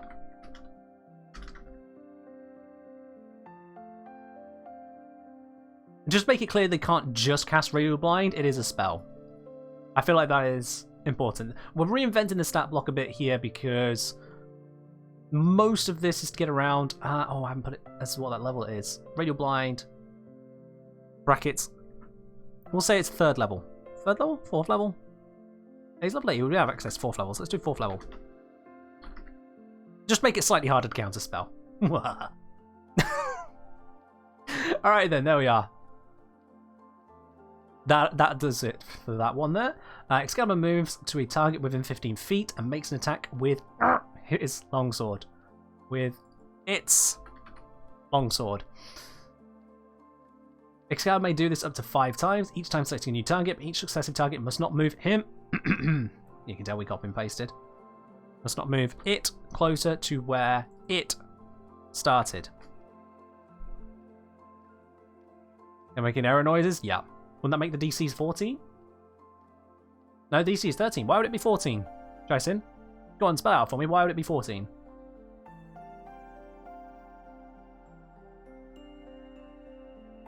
In fact, it shouldn't even be 13. It should be... I've done 10 plus 3. It should be 8 plus 3. It should be 11.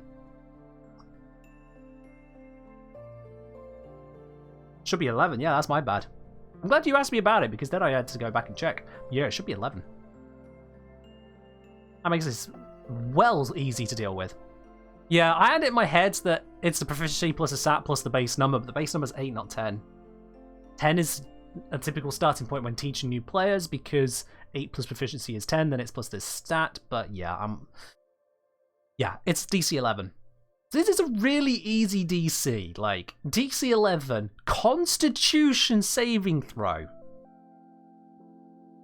is easy to pass. So Radial Blind is not that scary at this level, but the fact that it can be cast and the fact that it can be failed is enough to get the players to go, shit, deal with it. And that can bait out a counterspell from the wizard. And if they cast it at 3rd level, if they didn't pass the int check to know that Radial Blind is 4th level, then that can also cause the counterspell to fail, which will then lead to Radial Blind still happening and the caster absolutely freaking out. So this is great all round. I like this. I'm quite happy with how this is coming together. Right then, multi-attack with its longsword. Damn copy and paste. Or its longbow. Damn copy and paste. And this doesn't need to exist because it is a bow. We don't do anything special with a bow. It's just bow does bow thing. Pew, pew, pew, pew. What is Counterspell? So Counterspell is a player accessible spell. Let me just read out the description for you. That's going to be easiest. Let me just grab a book. Counterspell, Counterspell, Counterspell. Where are you, Stu? See, Counterspell. You attempt to interrupt a creature in the process of casting a spell. If the creature is casting a spell of 3rd level or lower, its spell fails and has no effect. Notice the use of it. If it is casting a spell of 4th level or higher, make an ability check using your spell casting ability. The DC is equal to 10 plus the spell's level, which in this case will be DC 14 to counter it. On a success, the creature's spell fails and has no effect. Yeah. Plays a better version with Hypnotic Pattern at 3rd level, and that's 3 Wisdom. That's fair, Zom, that's fair, yeah. So, a 4th level spell, it just needs Excalibur and his longsword, and bam, there we are. Radial Blind. Lasts for a minute, save to end at the end of each creature's turn. Otherwise, Excalibur's just like, that should be as an action.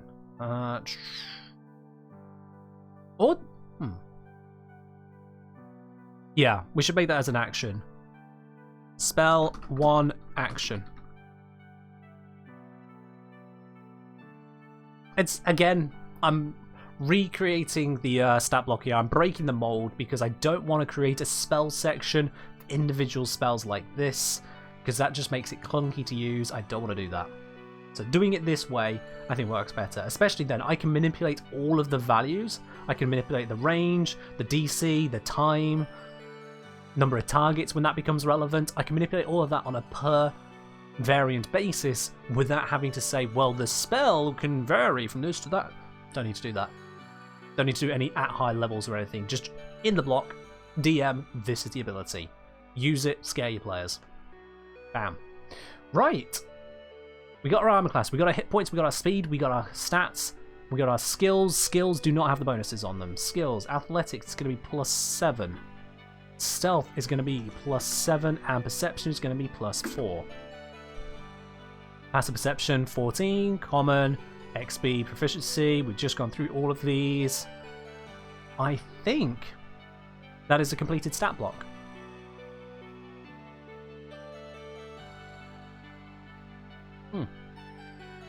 What do we think, chat?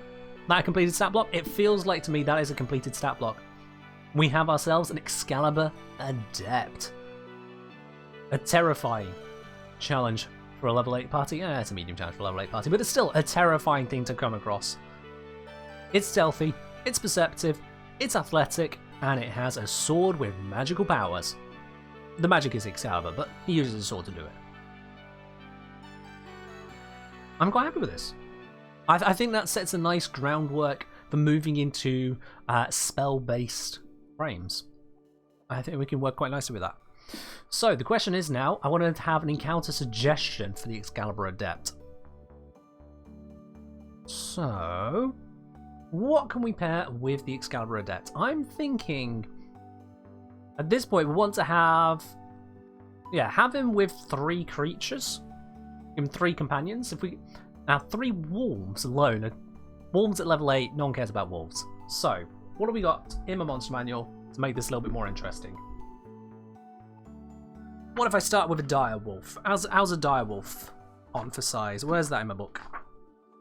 How big and nasty is a dire wolf? Dire wolf is challenge rating 1. That actually sounds pretty good. That actually sounds like that could be pretty good for encounter building. Now, for anyone who's not used Encounter Builder before, you can look to using something like Kobold Fight Club to get an idea. So if I just go Kobold Fight Club, is that going to work nicely? Yes, it is. Here we go. So this is a tool you can use online to help you on setting up encounters and whatnot. So, what we're going to have, I'm always assuming 4 players, level 8. That says for them, a hard encounter will be 5,600 XP goal. So let's take out what we've got existing here. Let's bring in... I don't know what that is. Challenge rating, anywhere up to 8.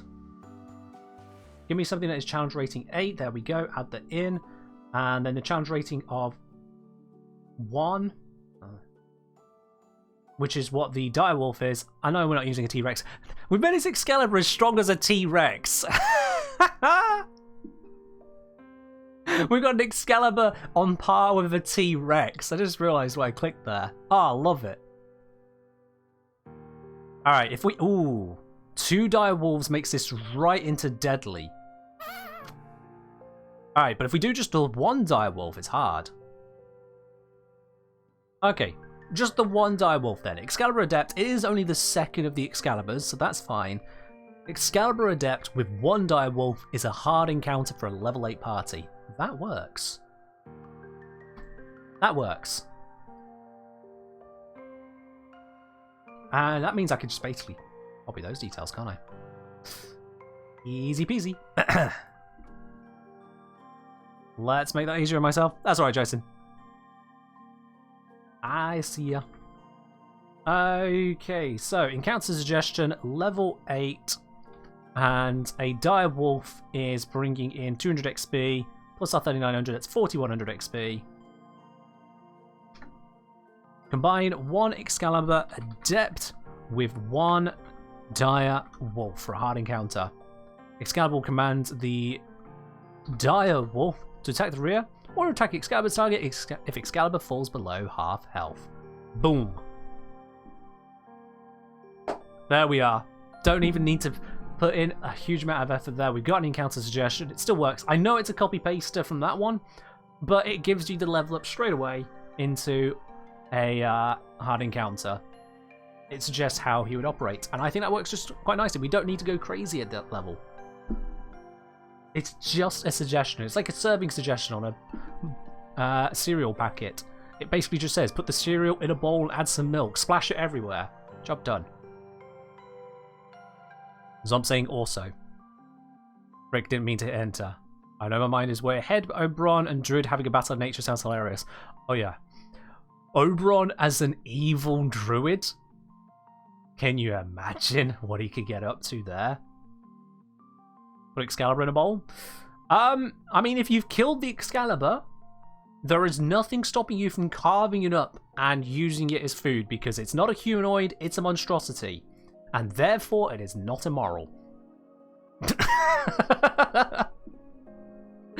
Oh dear. What is morality when it comes to D&D and Warframe, eh? Alright then, well. That is a completed character, or completed monster. And with this, it just loops around onto the next page, so I can just... Oh, sorry, next column.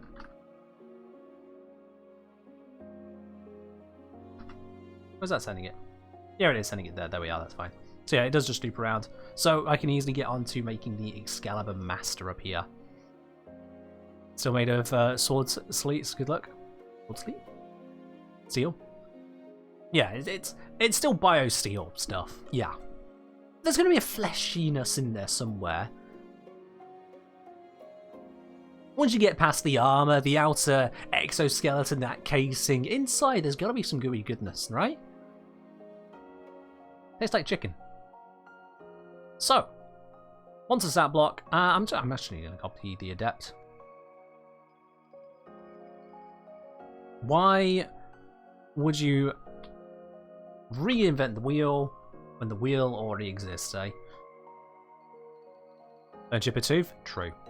Inventory party needs some extra iron in their diet? Yeah, I mean, yeah. I don't know if it's iron or some ancient other stuff. Why am I getting a reminder? Autosave is on! On! O-N, full stop, on. Anyway. Excalibur Master. This is where it's going to start to get a little bit funky. So, going back to our reference, we have had a challenge 3, we've had a challenge 8. I'm going to take this one to challenge 13. Sounds good to me. Imagine being a venturing party, Sister Recaraz, taking on a contract to deal with a chromatic dragon, causing a ruckus somewhere. You track down where it calls home. When you get there, there's never a dragon, just Chroma. Yeah, Chroma's going to be an interesting one to make, because I can make Chroma good. I could just make him good. It'll be fine. Anyway. Look at Helm. I'm sure there's some flesh in there somewhere. True. Yeah.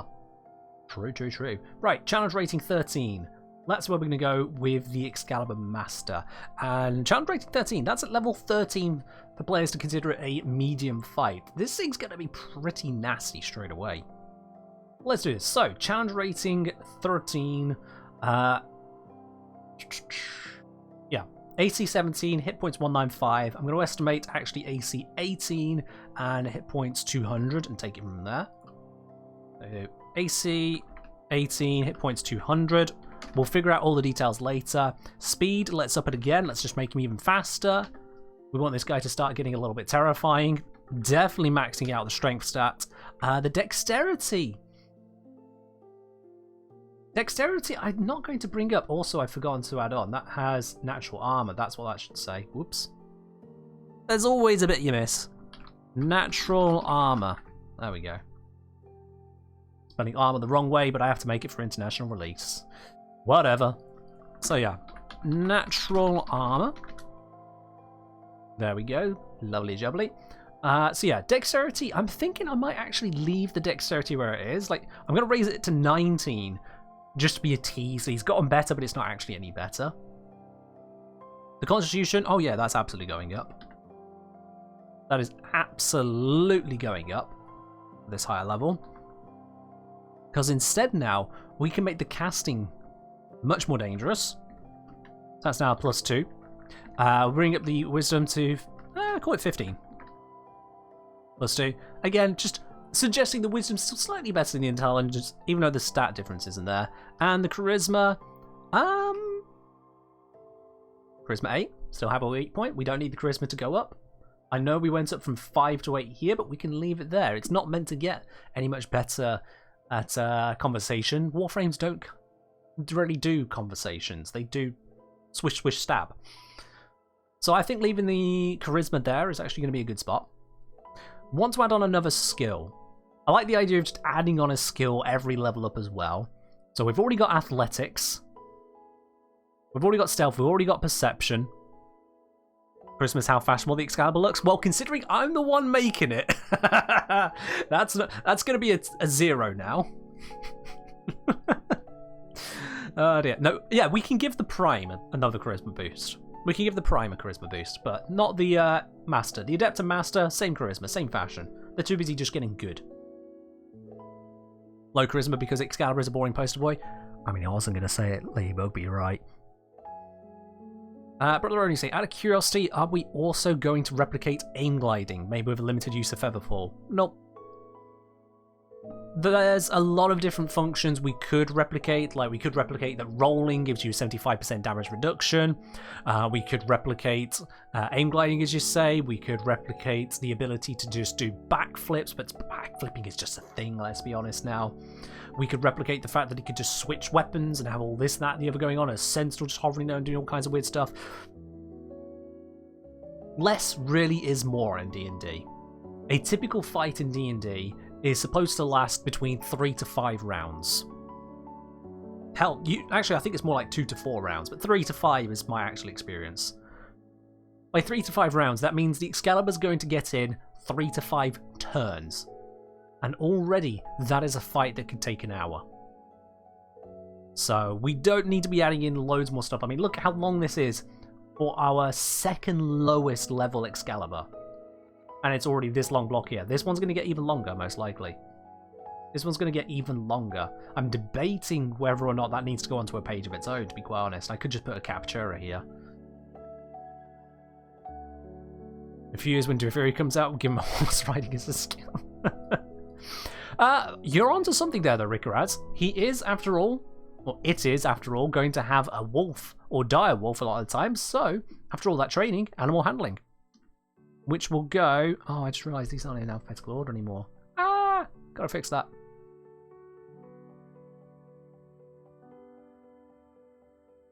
Gotta fix the alphabetical order, that is important as well.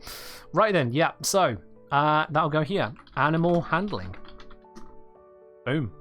I'll figure out the stats in a moment. Main point is, we got the skill. Figured it out. Yeah, Rotheroni. 5e was designed to be very streamlined. So the balancing that the DMG suggests for creatures is to act like they're going to have 3 turns. So when you're calculating their challenge rating, if they can cast Fireball and then only Firebolt thereafter, you figure out how much damage will the Fireball do, then Firebolt, then Firebolt. Boom, there's your 3 turns. Average it out, that's the average damage per turn calculation. D&D 5e is built around the 3-turn ideal for balancing. Or 3-round ideal. Whether a fight actually goes that long or not, that comes down to how the players play it out, of course. You know? If the Paladin comes in with a guaranteed crit smite thanks to a Divination Wizard, hey, that big bad evil guy just became a big bad evil corpse. So I'm saying, probably missed you mentioning it, but with Kubros being the basic pet of Warframe, ... that feels like an unfinished sentence. We'll get there. Alright. So, where are we at? Got the skills in. Since we'll update the stats. Language common, just need to stay there. Challenge rating 8 is now 13. That's what we're working on. 13 when you are giving out XP is... Let's check on this book here. Oh, those pages are not all used. 10,000. Oh, that's a little bit, isn't it? Ooh. Ooh. 10,000 XP. Ooh. You'd love it. Proficiency bonus at 13. That is going to be... Does it say it on here? It does not. No, it doesn't. Of course not. Let's see. At 5 is when it hits +3, +4. It's going to be +5, yeah. It's going to be +5 now. Sweet.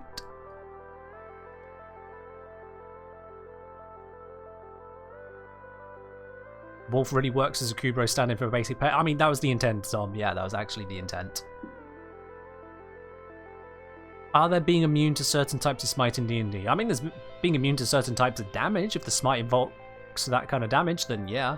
If you're immune to necrotic and the paladin decides to use necrotic, well, get fucked paladin. Otherwise, I'm not sure if there's specific smite immunities, really. Smites tend to just be spells. Except for Divine Smite, which is just smite.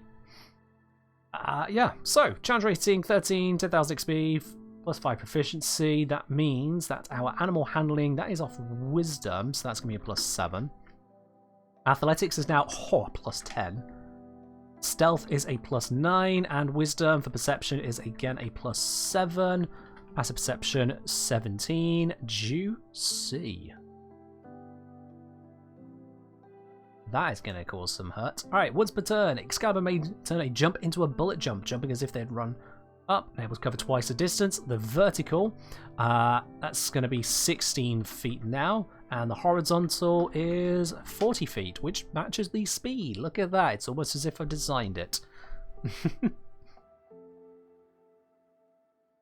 Double jump is just as before.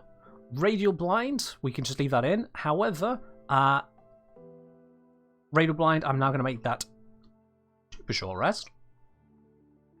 If they want to cast more radial blinds, they can. I allow them to. It's still an action, they have to bear that in mind, but the radial blind has just become more dangerous. The saving throw on spells. This is now going to be 8 + 5 + 2. That is 15. That DC has jumped up. That is a little bit more scary, isn't it? I mean, it's a Constitution saving throw. It's not actually that scary. Fighters are laughing at it. Wizards are crying in the corner. But yeah. Can you mention a typo in the neural... Neural evil, yep.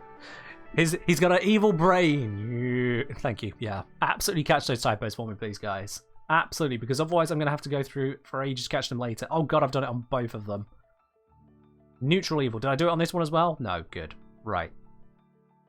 Thank you, Brother Oni. There we go. Right.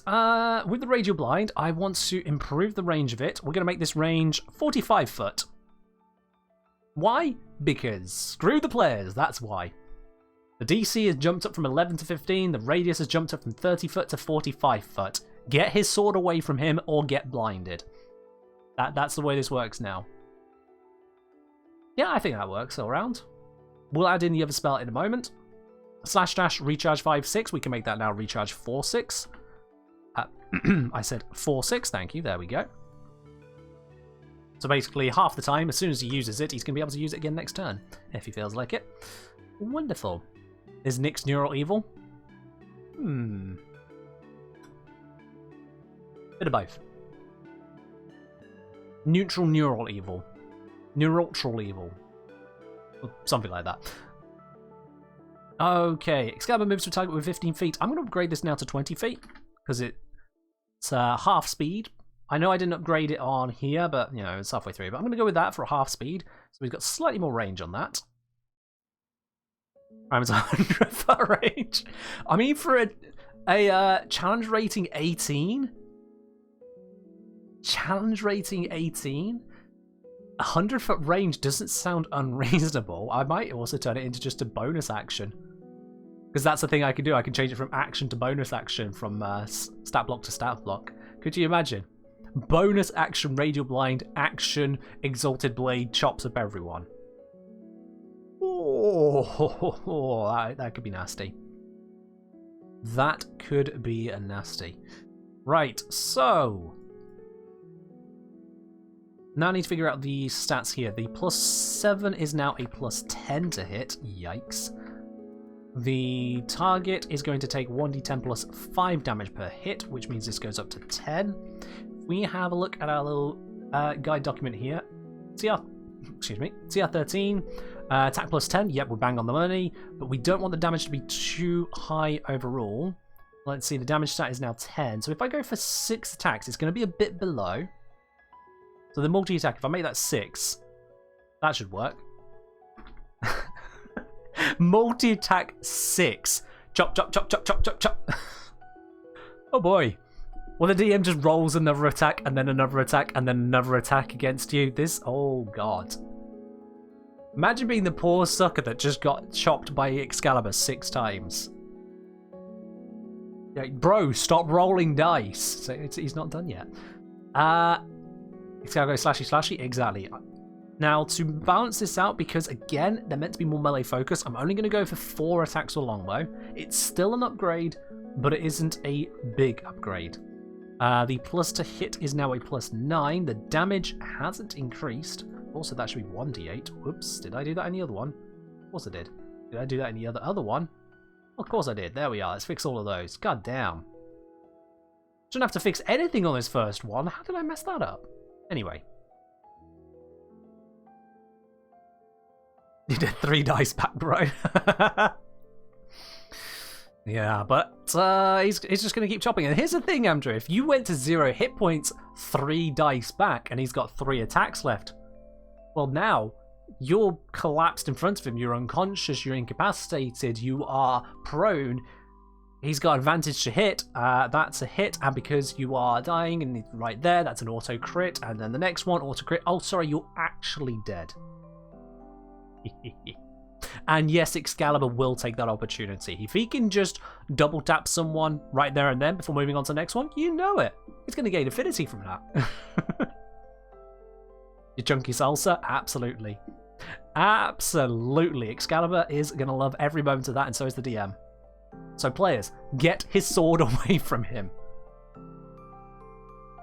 Excalibur Master is still not quite at the level of having access to Exalted Blade, so get the sword away from him. You're diagnosed with dead. Love it. Absolutely love it. Alright then, so we got those bits and pieces there. We've changed up the numbers around here and there.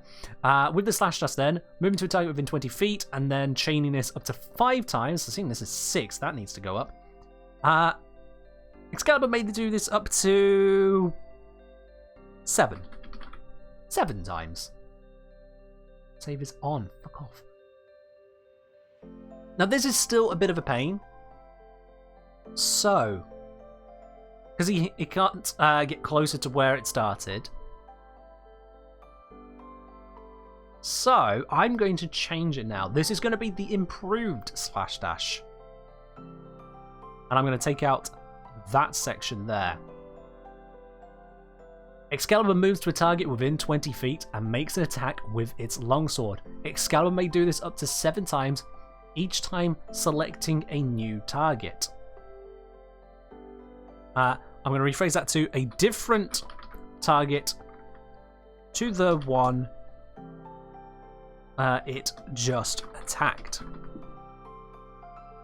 This now allows the Master to cast Slash Dash to dash back and forth between 2 targets. That's why I'm only going up to 7 attacks, because otherwise the constant line or cone forwards would be difficult to really pull off. I want this to be devastating. I want this to feel like he is actually a threat. And at challenge rating 13, it's going to take a lot more to make that work. So this now says, oh, what's that? You've got a couple of your squishies lined up. Well, I'm going to go to the fighter, and then I'm going to ping off the fighter into the ranger, and I'm going to ping off the ranger into the wizard, and I'm going to keep bouncing between the ranger and the wizard. Deal with it. And because it's up to, Excalibur can choose to finish next to the wizard rather than doing the next attack onto the ranger if that is better for Excalibur. Just end up sat next to the wizard. The wizard's like, help me! Oh boy. Yeah. That should get the attention of the players a bit.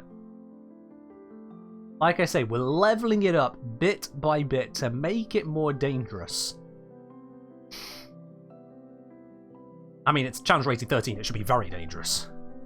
Right, let's do the hit point calculation. Let's make this look nice and proper, shall we? We're at D8, so 4.5, so just 4. Plus, well, 4.5. Plus a constitution of 4, so 8.5. So 200 divided by 8.5 is 23.5. I'm going to go for 24. 24 times 8.5 comes out to 204. That is 24 D8 plus 24 times 4 is, I'm going to ask calculator, 96. Thank you. That should be correct. 24 times 4.5, 108 plus 96. 204. Yeah, I've done that correctly. There we are. Would it get ongoing damage to represent bleed? Ongoing bleed damage isn't really a thing in 5th edition. So for something as simple as a sword attack, I'm not going to include that. Ongoing damage is something I want to use very carefully in this. Very carefully. No, wizard, you're not safe 60 feet away? No, absolutely. You're not safe because, think about it, speed 40 foot, bullet jump, double jump, all that together. So this Excalibur can bullet jump just as a normal movement, bullet jump forwards. What's the height clearance on a horizontal of 40? I want to know. Hello, Adamag. How you doing?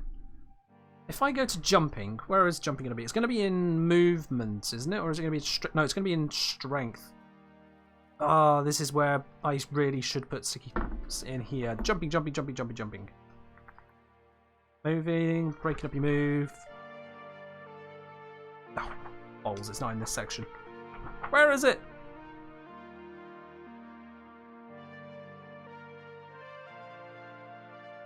Where is it? This is annoying. I'm going to have to go to the index. And I don't mean to get some credits. E, F, G, H, I, J. Jumping C under movement. I hate this book for this. C under movement. Movement says... A movement has its own section down for jumping. 182 or 190. Let's check 182. You just noticed the alignment? Neutral evil? Yeah.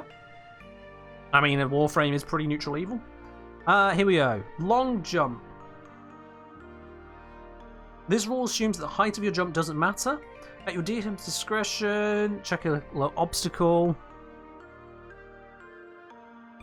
Oh, it doesn't say. It just says at DM's discretion.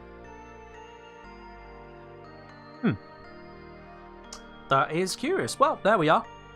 So it can go as high as it wants to. I could have sworn there was an actual height calculation to it, but apparently not. Oh wait, no taller than a quarter of the jump's distance. Ah, there it is. Okay. So that means, yeah, you could get a 10-foot clearance. It would be a DC something check, but then it's up to a 10-foot clearance with a 40-foot bullet jump. That is amazing. Wow. Crikey, guys. This is a terrifying thing. 40-foot forward bullet jump, 10-foot clearance, so it would go up and over the fighters and whatnot if you wanted to. Obviously, that's potential for opportunity attack, but still, that's crazy. And then slash dashes forwards and starts wrecking the wizard's face. Damn. Guys, if you are enjoying this, just a quick reminder as we are closing in on that 2-hour mark. If you have been enjoying this and want to see more, go ahead and hit the follow. Let me know that you would absolutely want to see more. Or if you're already following, maybe subscribe. You know, show me just how much you enjoy turning Excalibur into an actually devastating monster to fight. Oh boy. Does accurately simulate frames bonking its walls if they fail a check? Yeah, exactly, PDC. If the Excalibur decides to be risky, and again, the DM should do this kind of thing to make it interesting for the players, allow them to interact, such as trying to go for an opportunity attack to stumble it. If it goes to leap over them, make it make that check, and if it fails, it's going to land probably prone next to the fighter or whoever. It's going to have to stand up to deal with that. It might even have to dash to stand up. Make monsters make mistakes. They're smart, but they're not perfect, unless they're a Mind Flayer, in which case, yeah, they're perfect.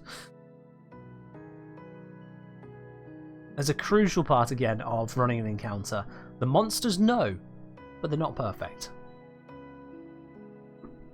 Alright then, so Excalibur Master. We've got the bullet jump all looking crazy. I mean, 16-foot vertical clearance of feet off the ground. That's not as much as we get in Warframe, granted. Because to translate that for those of you who aren't using the Imperial system on a day-to-day basis, 16 feet is, what? That's about 5 meters? So for a Warframe bullet jumping up 5 meters in the air is actually pretty pathetic. That's about as high as we go with just a standing double jump, not a bullet jump. But in a D&D sense, that's still pretty damn scary. That's still pretty damn scary. And I will, for the Prime, be just increasing those values, of course. Alright, so yeah, we got the double jump, just sits as a double jump, we don't need to do anything with that. Radial Blind, I've improved the radius, I've improved the DC, I have improved how often they can cast it. The spell casting has been updated, the slash dash has been updated. So now we've got Radial Javelin. And for Radial Javelin, I'm going to treat that as another spell. We're going to treat that as another spell. So, let's pop that into here. Does space at the end matter? I don't think it does. No. Radial Javelin. It is called Radial Javelin and Radial Blind, isn't it?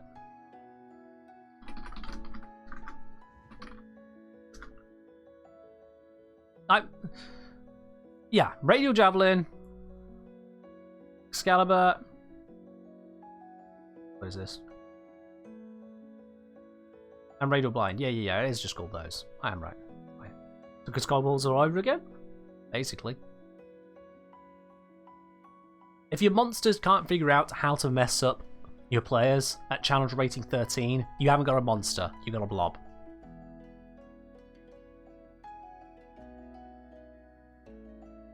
So I'm saying, make monsters make mistakes in Lost Mine, start your adventure, can't the goblins at the beginning, TPK decently easily if you play them perfectly. You can TPK even if you don't play them perfectly easily, I'll be quite honest with you. Level 1, on just low level stuff, is really easy to TPK because it's so damn swingy. It is so damn swingy. So, yeah. I play gloves on if I'm running a group through level 1 and 2. As soon as they hit level 3, gloves off, time to murder. I'm DM for D&D for 24 people and love Warframe as well. 24 people! I hope you've got separate groups. I really hope you got separate groups. I would not want to wait 2 hours for a turn. Holy shit. But all the same, welcome on in, Raven, yeah. So far we've got the Excalibur Initiate Adept working on the Master at the moment, so welcome in. Radial Javelin. So this is going to be a spell of 1 action.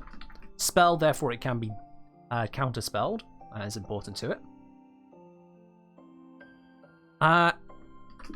Excalibur. Yeah, Excalibur produces magical javelins out of thin air. You got 24 people in 3 groups. 3 groups? That's still 8 people per group on average. That's huge! For anyone who's not familiar with D&D, your typical group size is 4, or average group size.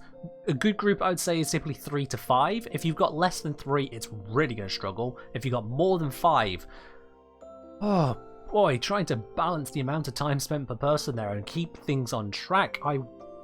I've had a 6-person group and that was hell. In fact, the only time a 6-person group was not hell to run was when 2 of the people were actually just kind of tagging along with their partners. So I had one guy along with his girlfriend, another guy along with another girl along with her boyfriend, who were the part of the main core group, as it were. You make it work? I'm sure you make it work, Raven. Just saying generally, yikes, that is a lot of people at once. I do not envy trying to herd that many cats. Alright, Excalibur produces magical javelins out of thin air. So let's see. I'm going to go with... Yeah, this is going to be a dexterity save, isn't it? So, every enemy creature, and I'm specifying creature, you can't target objects with this. Every enemy creature within... what ranges do we want to give on this? I'm going to go for 45 feet again to match radial blind. Keep it simple. If it's in range of one, it's in range of the other. That's simple for both the DM and for the players. Raven, appreciate it. Thank you. Yeah. So, every enemy creature within 45 feet must make a dexterity, and again we capitalize because it is a keyword, dexterity saving throw. On a failed save, that shouldn't be all caps, on a failed save, they'd take, let's say... I think 2d6 is... is 2d6 a bit weak? Yeah, 2d6 is going to be a bit weak, because that's only going to be an average of 7 per person. And if you got, say, just 3 people to range, that's only going to be 21. That was going to be pathetic. So I'm going to make that... I'm going to make that 46, I think. 46, average 14 damage per target struck. If you've got 3 in range, which should be reasonable with a 45 at radius, 3 in range, 14... That's going to be 42 damage. What was our average we were aiming for? 13, 65. Oh god, that's still too low. Alright. 66. 66 would be an average per hit of 21. So if it hits 3, 63. Yeah, so if there's more than 3 around, you get more than the 63. If he's got less, then it's just not worth it to him. I think that works then. 66. It's still weaker than a fireball, actually. I keep on having to rescale this. I don't do a lot of gameplay at level 13. Very little. Campaigns usually don't go that far. People kind of finish or COVID happens. That's how I lost my last group. COVID got in the way and then I moved. Yeah, right, okay. You know what, let's just whack it up. Let's just whack it all the way up. What if I go for 5d10? D10 has an average of 5.5, so 5d10 average of 27.5. I want to say. Yep, 27.5, so 3 creatures range of that'll be 82.5 damage on average. That is more like it. That is more, oh shit son, we need to deal with this level damage. Yeah. 5d10. Radial Javelin, on a failed save, they take 27 brackets 5d10 piercing damage. And because it's a spell, it's magical piercing damage, obviously. Do I do half on save? Yeah, I do half on save. Or half damage on a successful saving throw. Oh, that's dragging right to the edge, isn't it? In fact, no, that's looped over. I'm going to want to do page somewhere. I'm going to do the page on the actions. Flash page. And how do I make that into a monster stat block again? I think it is. There we go. Cool. Alright, I can keep working with this. So. Super short rest and then up 1 per short rest. Here for Radial Javelin, 5th level. Actually, I'm going to call that 5th or 6th. I'm going to call that 6th and call this 5th because I have upgraded it.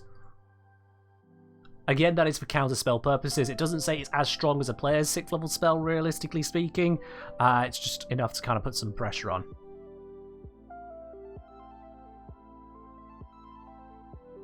Yeah, Ladybug, this is part of the reason I'm doing it this way, is to get an idea. As I go through this off stream, it'll be faster because I'm not bouncing stuff off you guys.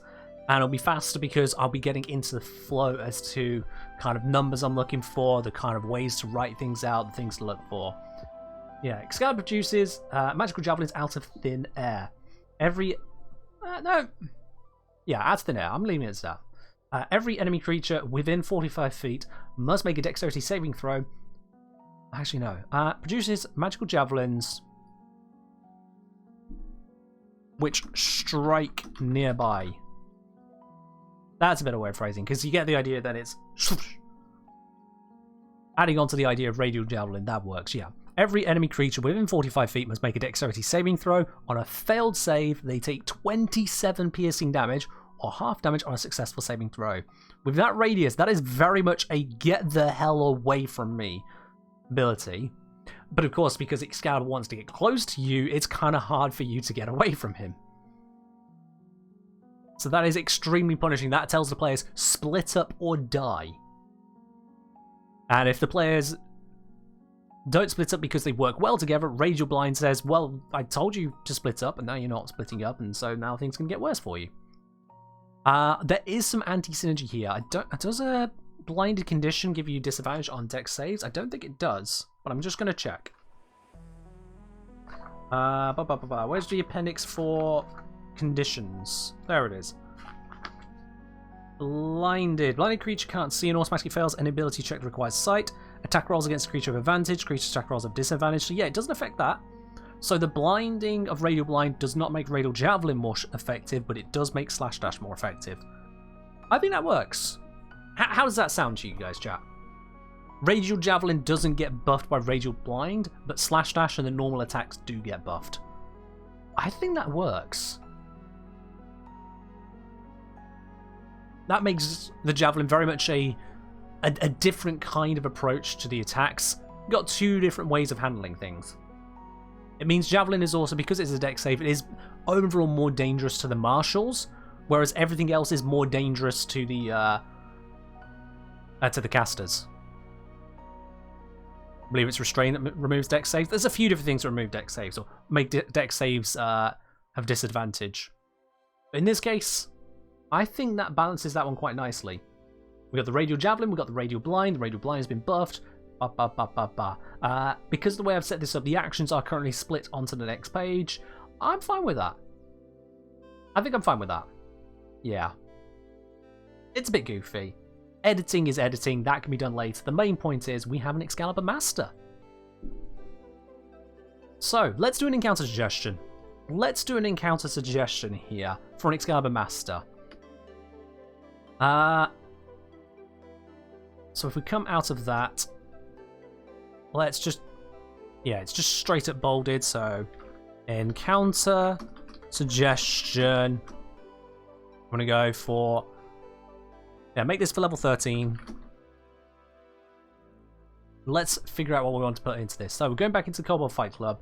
Let's get rid of the stuff here. Let's make this level 13.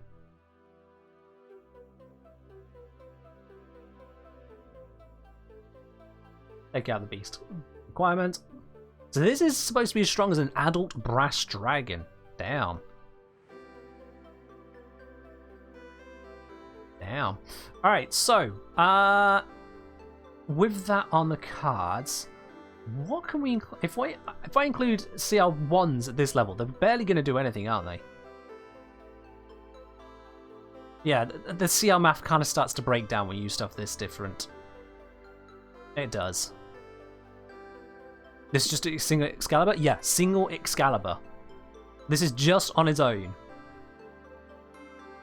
Against level 13 players, they would consider this a medium encounter, so they'd have to maybe use a little bit of their resources to dispatch of him.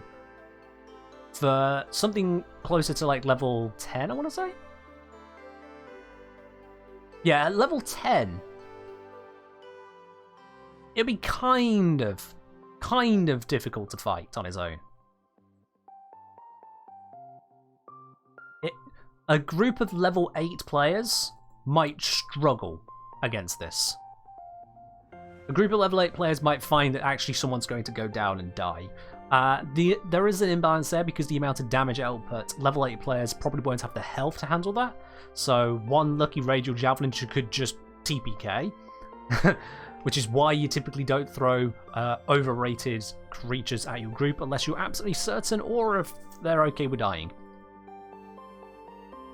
But your typical fight should really involve other stuff around at the same time. So let's see about how we can do that. If I go to challenge rating 5, that produces a just XP of 17,000 odd.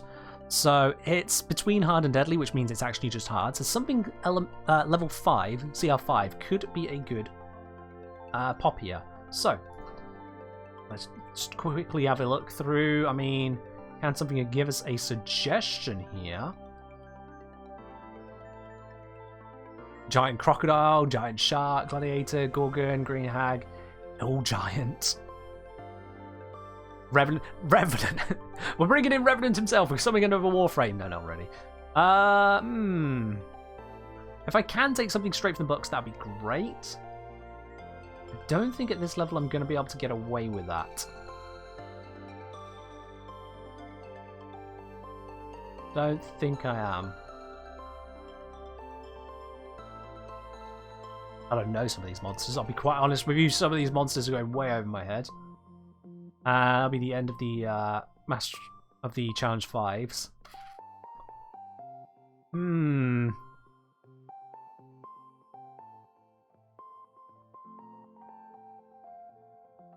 I think.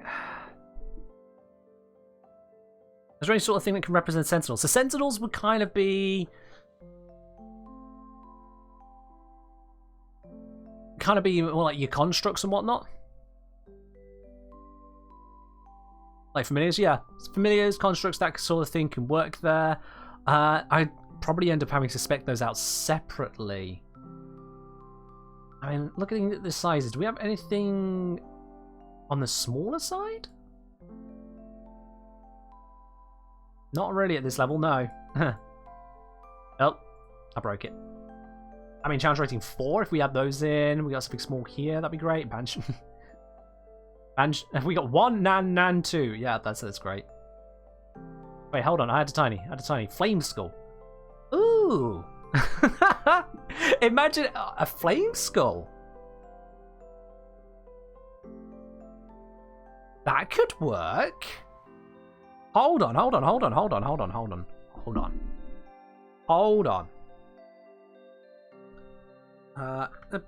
Monster manual page, does it say 134? I think that could be a big pickup. Flame Skull, blazing green flames and mad echoing laughter follow disembodied skull as it patrols in it. Nice. A demesne. How do I pronounce that? Yeah. I'm gonna need to bring up my camera on my side so I can see what I'm showing you. Because that creature, yeah, that looks like a kind of Excalibur high-level Sentinel to me. Yeah. White Sentinel skin? Could be. Aeronuva saying, called off work because my voice got shot. Slept for 3 hours out of nowhere. Oh, dude. Sorry to hear your voice is absolutely shot at the moment. But welcome in all the same. Don't worry about being late. Don't you worry on that. But yeah, I'm thinking Flame Skull would fit in, and that would give us a XP total of 11,100. It's a nice number to write. It would be hard, but not deadly. I think that works. Yeah, encounter suggestion, 11,100 XP. We're saying combine 1 Excalibur Master with 1 Flame Skull. The Flame Skull will attempt to remain close to Excalibur throughout the encounter, attacking the nearest hostile creature. It's hard not deadly unless armed with verglass. True. True, that could be pretty nasty. Listen to the description of Flame Skull, thought a Proteus turret. Not really, no. Let me bring back the Flame Skull real quick. Oh my god, I've got bits of buck dust everywhere. Where was that page again? What was it, 143 or something? Or Flame Skull, Flame Skull, Flame Skull. There you are. Oh, I just went past a Fomorian. I wonder if I need a disruptor for that. So dark spellcasters fashion flame skulls from the remains of dead wizards. When the ritual is complete, green flames erupt from the skull to complete its ghastly transformation. When an undead flame skull discovers trespassers, it blasts its intruders with fiery rays from its eyes and dreadful spells called up from the dark recesses of its memory. These things are horrifying. Genuinely horrifying. A flame skull's shattered fragments reform unless they are splashed with holy water or subjected to dispel magic or remove curse spell. If it can no longer fulfill its intended purpose, then the reformed flame skull is beholden to no one and becomes autonomous. God, yeah, this works quite well as a sentinel. I like it. Fomorian's an actual thing in D&D it is. Let me get the page for you, Cosmo. I know you're curious. You want to see the picture. I want to see the picture because I didn't really look at it. I saw the name as I flicked past it. Oh, it's a giant. Kind of makes sense that a Fomorian is a giant and it's a giant spaceship. In Dungeons & Dragons 5th edition, that is a Fomorian. That right there. Yeah. Fomorians are from Irish mythology. Makes sense. One, that it comes from some kind of mythos from somewhere, and two, that I know nothing about it because I live in England and they teach us basically nothing about Ireland. It's a terrible crime to say that they are literally the closest country to the United Kingdom. And we learn basically nothing about it. Anyway, let's not get political. That does get political there. Right, so combine one Excalibur Master with one Flame Skull. The Flame Skull will attempt to remain close to Excalibur throughout any encounter, I should say. Throughout any encounter, attacking the nearest hostile creature.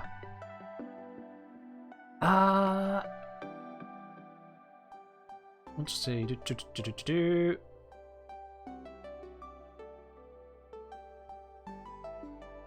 The Flame Skull will not attack a hostile creature if the creature is unaware of the Flame Skull and Excalibur. Just like how Sentinels will not fire if you are under stealth, as it were. There we go. And this, I can actually cut that from there and put this here instead, filling up this space a bit more. There we go. According to Wikipedia, Balor was leader of Fomorians. Makes sense. Hence, Balor Fomorian. That does make sense. Alright, cool. There we are. We have an encounter suggestion, level 13. I do. That leaves me room to have an alternative as well, though. I've still got room to add in another encounter suggestion. I would like to mix this up a bit because just Excalibur and a Sentinel seems a little bit pants. So, what happens if you add a challenge rating 13 and an 8 together? How strong is 13 plus 8? Because you can't just add them up. That's not how it works. 20,000, that's a bit strong. Go for them. 20,000 for them. It's hard. For that'll be 1114. Alright, that works. Encounter suggestion. Level 14 for this would be 13,900 XP. 13,900 XP. Combine one Excalibur Master with one Excalibur Adept. Oh yes. This is gonna be this is gonna be the kind of fight where he's just like, okay, yeah, you're just showing off now, aren't you? That you just got all these extra bits going around. Oh, am I supposed to be using line breaks and I'm not? Oh wait. Oh, they added in the new thingamajiggy for line breaks. What is it? It's colons, wasn't it?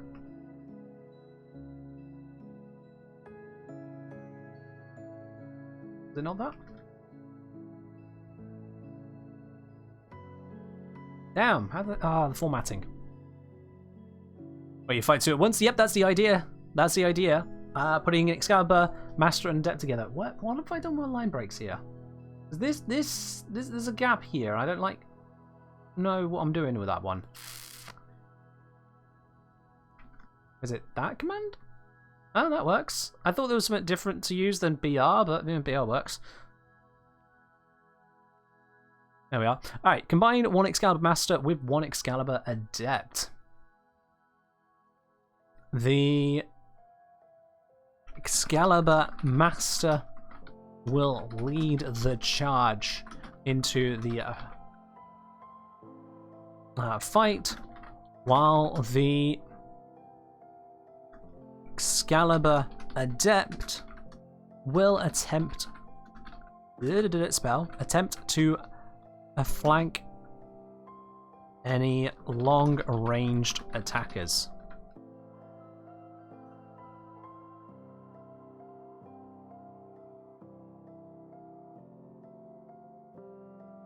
Yeah, I think that works. If one Excalibur is reduced to 0 hit points, and the other Excalibur is not under any threat, it will attempt a medicine check to stabilize.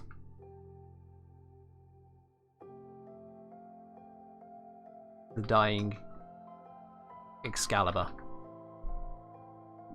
Which just reminds us of the revive approach. There we go.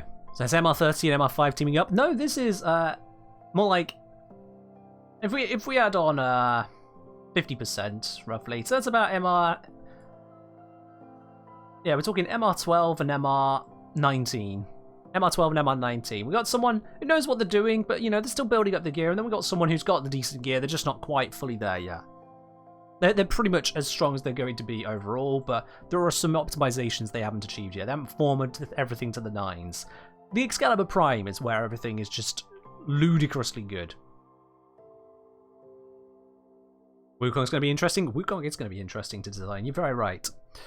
Okay, there we are. We have our Excalibur Master. We've got some encounter suggestions. So we've got one that uses a Sentinel. It's a Flame Skull. And we've got one where we're saying, oh yeah, you can absolutely bring in a Master and Adept at the same time. Go ahead and do it, DMs. Bring two of them together. As I go through, I can change these suggestions to accommodate other Warframes as well. But this is just giving a an idea as to, yeah, you know, you can combine these things together. Have an Excalibur with a wolf, have an Excalibur with a direwolf, have an Excalibur with a Flame Skull. CR18, have an Excalibur with a pet dragon. I don't know, something like that. Alright, there is a slight problem with me looping this onto here, is that I'd want to do a double spread for the final Excalibur, and I don't know how that's going to fit in here. So let's try that. If I go wide monster stat block, oh, it does fit. Oh, it just fits. Oh, that's wonderful. Oh, that is wonderful. If I can just have some gaps in here, that'd be great. Why is that not gapping? Do I need to text or something?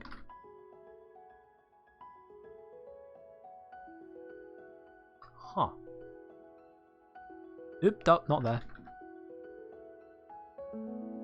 Well, that's weird. I don't know why, what, any of that. Double spread doesn't seem to want to play too nicely here. This stream is making me realize how terrifying Warframes are. All you need is perspective change. Yep. Oh, yes. Considering how powerful these Excaliburs are, something like Nidus or Sevengoth will be terrifying. That's part of the idea, is that because I've got a little bit of wiggle room with challenge ratings, not that one, with challenge ratings, I've gone to 3, 8, 13. Challenge ratings go all the way up to 30. So these Excaliburs, they are tough, but they aren't like terrifyingly tough. They are the vanilla sword guys. These are the ones, because they're low levels, they're actually going to get used more, or could be used more, because it's easier to put them into your campaigns. High level monsters more often not get looked at, and then DMs go, right, cool, but my players aren't that level, so I can't use it. But yeah, there is definitely room to go absolutely crazy with the higher end ones. Like, imagine, if you will, for a moment, chat, Equinox. Equinox activates main. Everyone takes some damage. If Equinox downs anyone, all of the damage that Equinox has dealt is now charged up and ready in that main blast. Equinox Prime then goes click, and everyone takes that damage. Equinox Prime is not something you want to be anywhere near to in the way I'm going to be designing these. Because if you let anything go down, anything is reduced to 0 hit points, everyone is fucked. Is there ability like that in D&D? I mean, there's Meteor Swarm. Whereupon you just call down meteors, literally just meteors everywhere. So, you know, if that can exist, Equinox can exist. It's fine. I don't know if there is ability close to that in D&D to refer to, but, you know. I should say, as long as you don't make it where she deals all the stored damage when she dies. No, if she dies, if Equinox goes down, Equinox lost the opportunity to cast it. Sounds like Ember. Oh, yeah. Ember's fourth ability is Meteor Swarm. Yeah. Ember Prime will straight up have Meteor Swarm available and just be like, oh, what's that? You're approaching me. I don't care. Bam! Meteors. By the way, I am wreathed in flames. Come and hit me. You're on fire. I took less damage because I'm wreathed in flames and they are protecting me. Haha, deal with it. Fire Blast. Your armor is reduced. And you got knocked down. And you're burning. Ha ha ha ha. Firebolt, because... Firebolt. It's Firebolt. It's just Firebolt. But yeah. Oh, I'm genuinely looking forward to making more of these. Right. This is annoying me though. This spacing. I don't know how I can make these space out the way I need them to space out, and that is annoying me here. If I do that, it's not breaking the line between these. I'm gonna have to do this on a new page.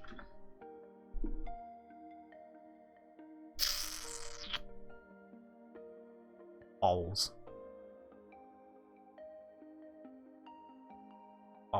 Balls. Yeah, I'm just gonna have to new page this, aren't I? Nothing I can do to get around that formatting. If I want to include a double spread, I'd have to do that. I could just do a single spread there as well. I could do that, and that could work out. Let me just see how that looks, actually. If I were to copy in this one here, as it currently stands, including the tag to say it's a monster stat block. Oh, is it not gonna... Oh, because it doesn't fit, it's immediately jumping over. I'd have to break it up even more. I mean, I could still do that. I could still break it up, because, like, if I go to... Yeah, from Radial Javelin, if I take it from there and just go... like so, and then underscore. Aha! What was 2 underscores making? Don't know, it's off the screen. Okay, that can work. Yeah, there we are. This looks... I don't like how that looks. I'd need to take it from the double jump, wouldn't I? Yeah. If I do it from there, then I can gap this down. And actually I can make this a subtopic like I've done with Undying Soul up here. How do I do that? That is... oh no, just that. Double hash. We'll do a double hash. to introduce Prime Warframes. Prime Warframes. Prime Warframes are as tough as that line gets. These Warframes are typically adorned with gold. Demonstrate to announce their superiority over their lesser kin.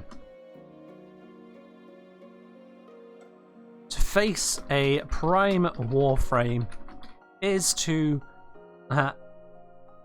beg for death, for they will surely bring it to anything, to any creature short of a deity.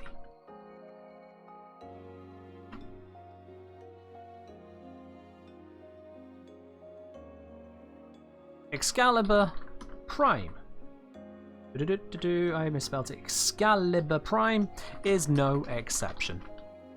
There we are. I think that gives a nice introduction. It gives a gap. It allows us to go into the Excalibur Prime. Yeah. Could you rip the gold off her Prime and sell it? Yes, Maximad, you absolutely could. Kill it first. Good luck. Good luck. Emma's just flexing for Fireball? Yeah. Yeah, pretty much. Oh, this is gonna be... Right, let's design this to be absolutely devastating. Excalibur Prime, medium monstrosity, neutral evil. The challenge rating, we're only going to go for 18. I say only, that's still a challenge rating of good luck. If you are not on the level of Dragon Slayers, Excalibur Prime will pick you up and tear you in half. Will I be considering Umbra Excalibur? No. All the Warframes I'm designing here are acting in a sentient manner already, so Umbra doesn't make sense. Umbra only makes sense in a universe where Excaliburs and Warframes in general don't act on their own and need to be controlled by a child soldier, which is a problem, because I'm not including child soldiers. I get that it is a thing for Warframe, but that is for Warframe when you are the player. You are the child soldier, and we kind of roll with it, because we're never attacking children.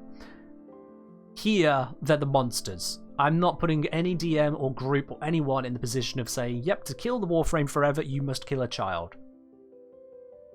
I can't do that. That's just, no, that's not worth it to me. As a storyline, that's not good enough to introduce. Right, so challenge rating 18 is how much XP again? Challenge rating 18, 20,000. Just a little bit. Hello, New Era, how you doing? 20,000 XP. And proficiency bonus at that level, I think, is 6. Yeah, it should be 6. Okie dokie. Right, leaving. Let's start filling in all these other details. Now, let's start with those top stats. We got my guide sheet once again. We are dealing with a challenge rating of 18 here. So it's suggesting an AC of 19, so we're going to go with 20, because I'm always going +1 on the AC for Excalibur. And it's suggesting hit points of 270. I'm going to aim for around about 280 and take it from there. So let's put those numbers in for now. AC 20, feck me. That's a lot, by the way. That is a lot. On a 20-sided dice, plus your bonuses to hit, you need to roll a 20 just to even try to deal damage. That is a lot. And 270, so we're saying about 280. Aiming for roughly 280. We'll figure out exactly how much in a moment. Speed. Do I take the speed up to 50 foot here? I've gone 30, 35, 40. For the Prime Warframe, do I take it all the way up to 50? I'm thinking I do. Just make this thing just horrifyingly quick. Because that allows me to continue the slash dash is 25. Yeah, slash dash is half the speed to 25 foot. By the way, I want to bring these in as well over here. Yep, that fits in. Perfect. There we go. So yeah, I'm going to go with the 50-foot speed there. It's not got any kind of flight speed or anything like that. That's fine. We'll just leave that where it is. The strength, whilst players can't normally go above 20, monsters can. Monsters can absolutely go above 20 in their stats. So Dex, we're going to make 20 now. So that is a +5. Constitution, sod at 20. That's +5. This thing is going to be devastatingly good. The intelligence, we're going to take that up. Take it up 2 steps. 18. This thing's just gone crazy up. Wisdom only up another 1, but that brings this up. And then the charisma we said would rise. I'm still only going to take it to 10. Just a flat 0. It is weak in the charisma stat. That is intentional. All the way through, charisma has been the weak stat. We're going to keep that. It's gone up, but it's still pretty damn low. But, I mean, 22 strength. A player character without magic items would need to be a barbarian to pull that off. And then they need to be a max level barbarian. So that's pretty good. I think I should do well. We've got animal handling, athletics, stealth, perception. What new skill are we going to add to this bastard?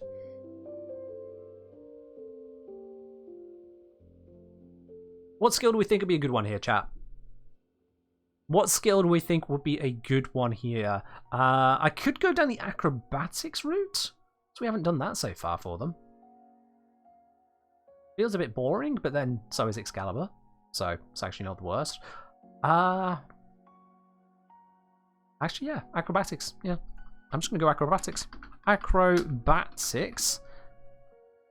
Which means that is a dex skill. It's going to have +11 in that. Animal handling is a wisdom skill. 3 in wisdom, 6 in bonus, +9. Athletics, 6 + 6 is a 12. Stealth is going to be 5 + 9, 11. And perception is going to be a 9. Do any of the others have Exalted Blade? No. Only Excalibur Prime is going to have the Exalted Blade. As a core part of the design here is that each step up gains the next ability in the sequence. So Excalibur Prime is the only one to have Exalted Blade, which means I can go absolutely crazy with the design of it because it is a challenge rating 18 thing. Like, this is on the level of has access to 9th level spells. Actually, I think it might be beyond that because if I go Monster Manual and I bring up the Archmage, Archmage has access to a 9th level spell. It's only challenge rating 12.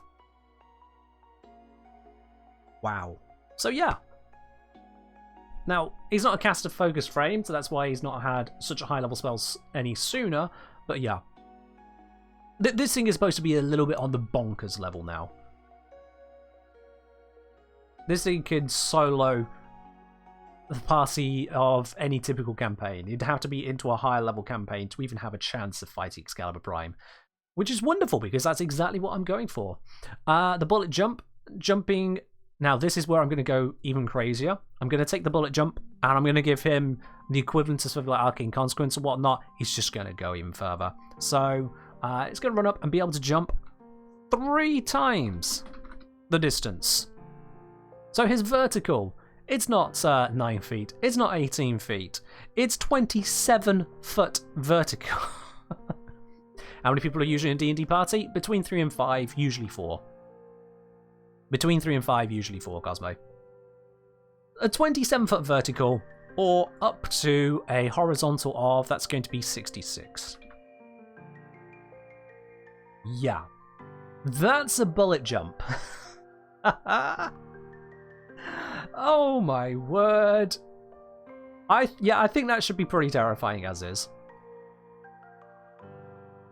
Prime Warframe just has super jump. I mean, it's Excalibur, of course he has super jump. I'm letting this Excalibur achieve escape velocity. I mean, everyone else nearby is going to want to achieve escape velocity. That's the truth, isn't it? You face off against this, you're like, oh, I'm dead. That's a, do you have a bigger table? Yes, Andrew, yes. Oh, Christ. Because, like, this means with his speed and ability to dash, you got a 66 foot wide gap. You've got this chasm. And Excalibur's on the other side. It just jumps.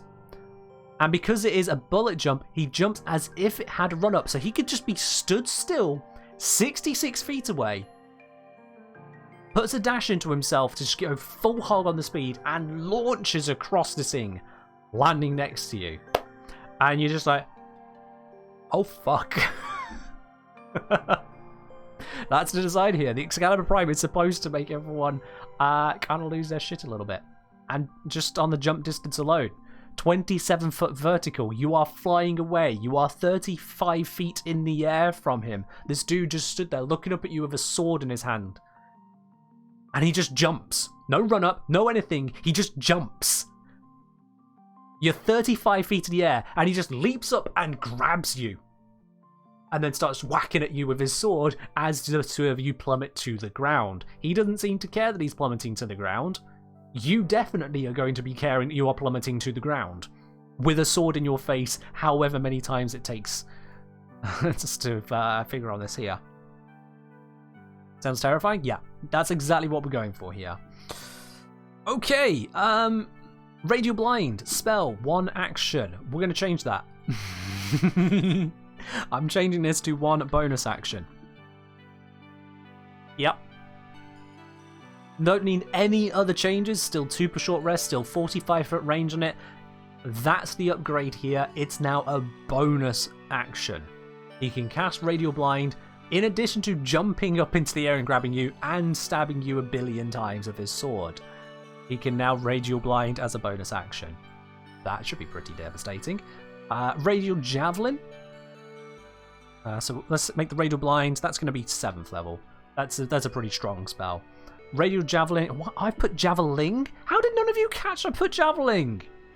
Son of a... Let's fix that. Right, where was I? Yeah. Radial Javelin. Still 1 action. Still... I'm going to make this 2 per short rest now. Just to, again, amp up the amount of output that this can do. This guy produces magical javelins, which strike nearby. Every enemy creature within... I'll keep the 45 foot. Again, I'm going to double 45 foot. We don't need to increase the range there. He needs to close the distance. On a failed save, they will take not 5d10 damage.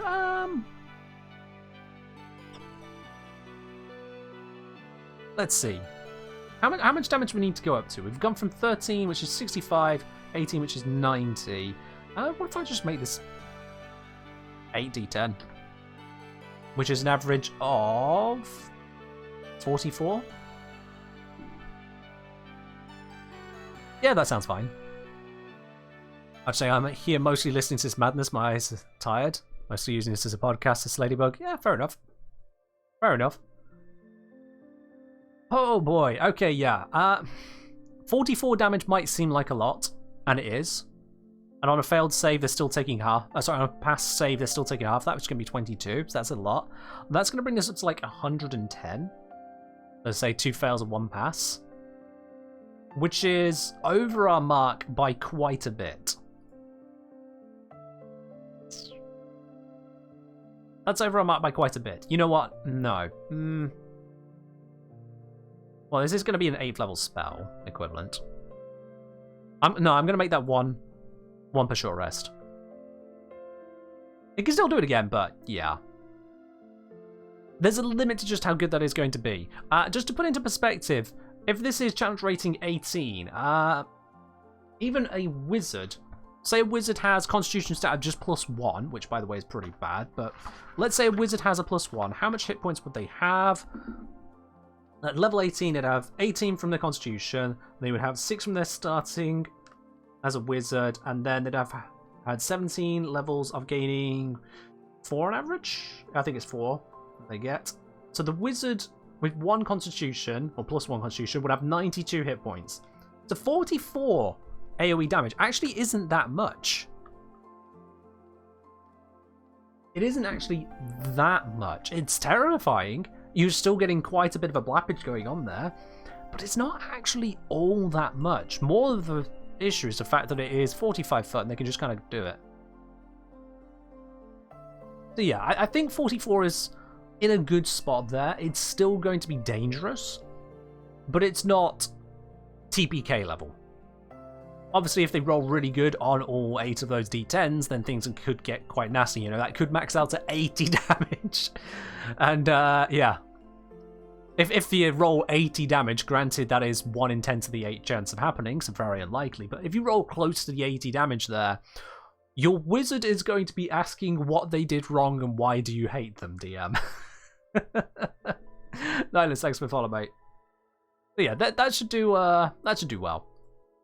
That's the upgrade there. So we've made this one a bonus action, no other change needed. This one we've upped the damage from 5d10 to 8d10, no other change needed there. We then need to do the rest of these, and I'll add in the chromatic blade in a moment. So, slash dash. Excalibur moves to a target within 20 feet and makes an attack with its longsword. Excalibur may do this up to 7 times, each time selecting a different target to the one it just attacked. Okay, let's figure out how much damage we're dealing first. Let's figure out how much damage we're dealing. We need to figure this out, and for that, I'm going to bring in Chromatic Blade, actually. I know I said I was going to do this stuff first, but no, Chromatic Blade needs to happen first.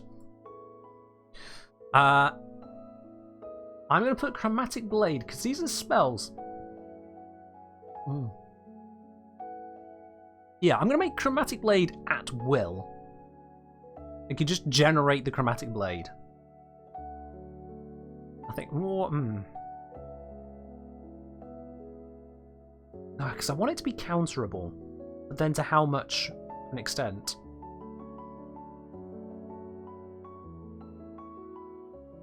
If you want to counter it, set up an anti-magic field.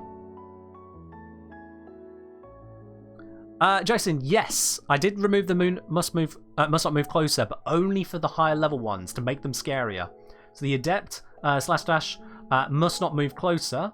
That is removed on the slash dash of the next level one to allow it to bounce between them. Sorry, right, you're right, Crossmo. Yeah, Exalted Blade, not Chromatic Blade. Exalted. So yeah, Jason, that's part of the idea, is to make it more difficult. At will requires concentration checks.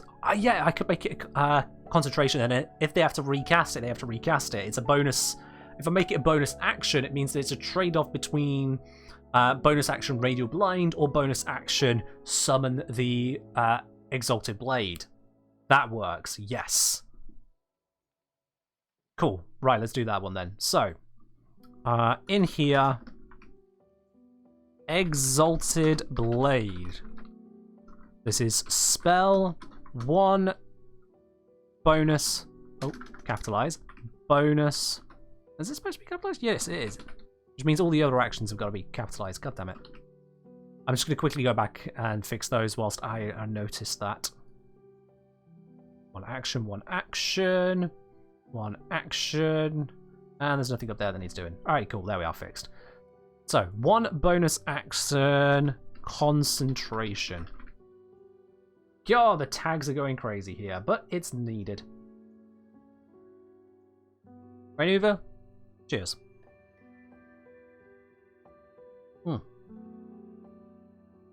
Oh, you can tell we've been busy at work. You guys haven't even given me loads of hydrates. I've still got some tea left at this point in the day. Crikey. Okay, spell. 1 bonus action, concentration. Excalibur. Summons... Sorry, Excalibur Prime. Remember, Excalibur Prime summons his... Yeah, I'll get to that, Brother Oni. I'll get to that, don't worry. Excalibur Prime summons his... How are we going to phrase this? Yeah. Summons his signature longsword. Carved... no. A blade of pure magical energy.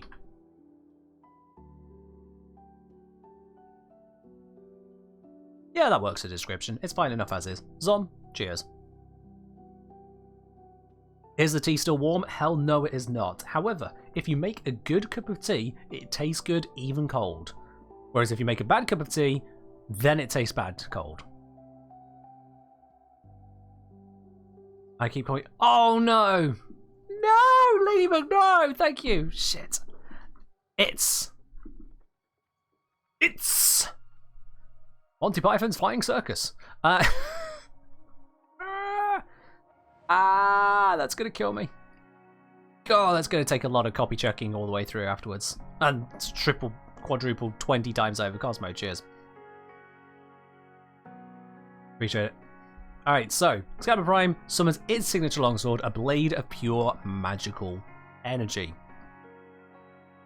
This replaces Excalibur Prime's longsword for attacks and spell casting.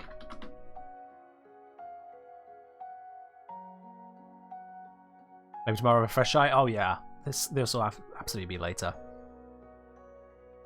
Just to ask why it's over here to make them more monsters. Partly to make them more monsters, Cosmo, partly just to remove gender as a concept entirely from this. Is Excalibur male or female? No, Excalibur is a monstrosity.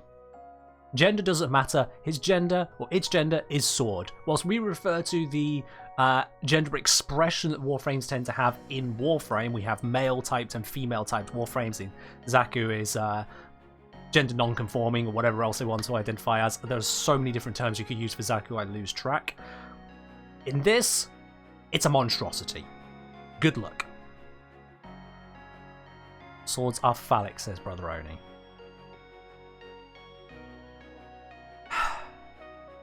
Brother Oni, if that is how you are using your sword, I'm surprised you are still able to type.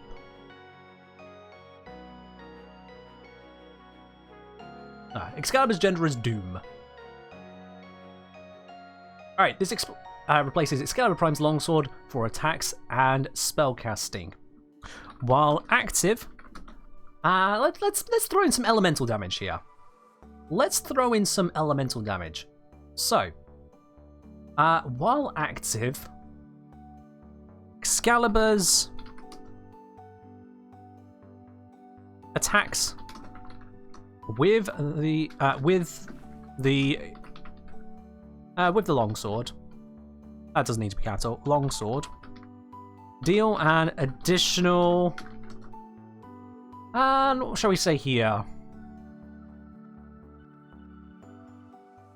I mean, I could just go full chromatic blade. I could say an additional X heat, poison, cold, or lightning damage of Excalibur's choice. Yeah. Deal an additional. How much damage do I want to throw in? Let's throw in 5. Longsword deal an additional 5 damage of either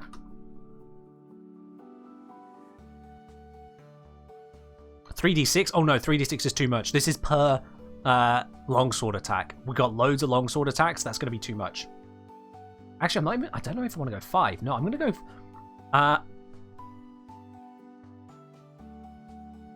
Actually, I want to see if I can incorporate the cones. Because when you attack with Slash Dash or just normal Exalted Blade, you send out a wave of energy behind the target, hitting the target and everything behind it. No. While active, Excalibur's attacks with the longsword unleash a wave of damage in a line. In a, let's say just 15-foot line. Yeah, Jason, you and I are on the same line there. 15-foot line.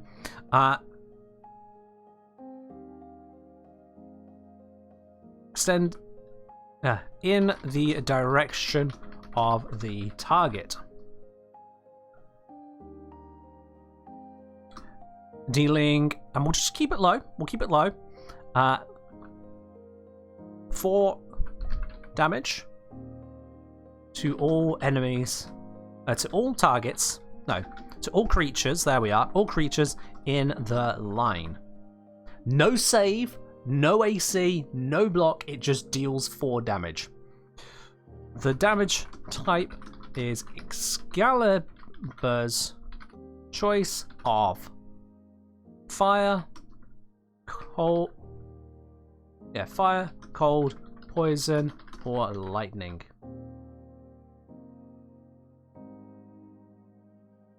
Chosen when casting this spell. I think that covers it.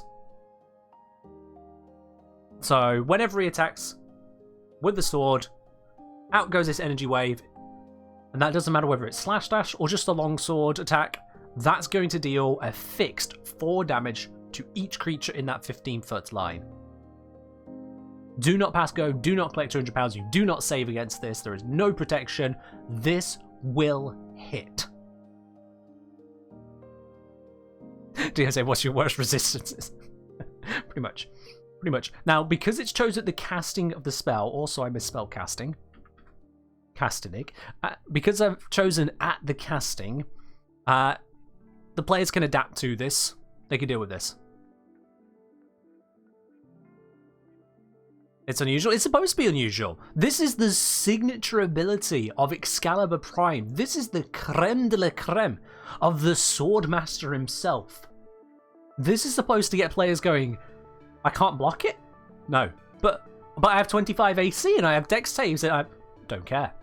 You take the damage. It's only 4 damage. What are you complaining about? By the way, he does it 7 times. Does the elemental damage also cause secondary effects? No. No secondary effects on that. Part of the targeting only creatures to all creatures, there we are. Part of only attacking creatures, it doesn't attack objects, and so we don't have to worry about the whole fire object thing, but yeah. I already was saying, while active, Excalibur is the bonus action of parry if outside of melee combat. I'm going to pass on that. I know that we could go for the whole Warframes blocking bullets with their swords kind of thing. Just parrying in general. Parrying is a neglected mechanic in Warframe for very good reason. It's shit.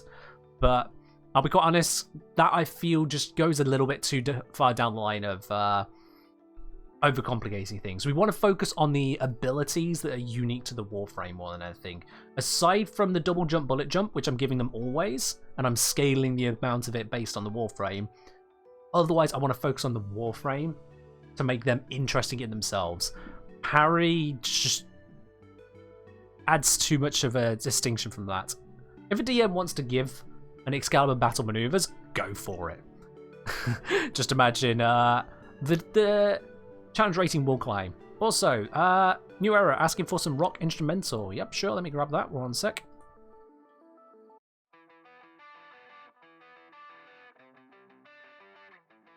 There we are. That is a little bit more the speed of Excalibur Prime's music, I suppose, yeah. Okie dokie. So, slash dash. Excalibur moves to a target within 20 feet, makes an attack with its longsword. Excalibur may do this up to 7 times, each time selecting a different target to the one it just attacked. This move does not use Excalibur's speed and does not provoke attacks of opportunity. That is no longer 20 feet, it is 25 feet. Because we got the 50 feet of base movement. Yeah, 5e is extremely simplified as far as D&D goes. It's not the simplest system. There are much simpler systems out there. D&D is still a pithy, mechanical combat game. And yes, it is primarily combat.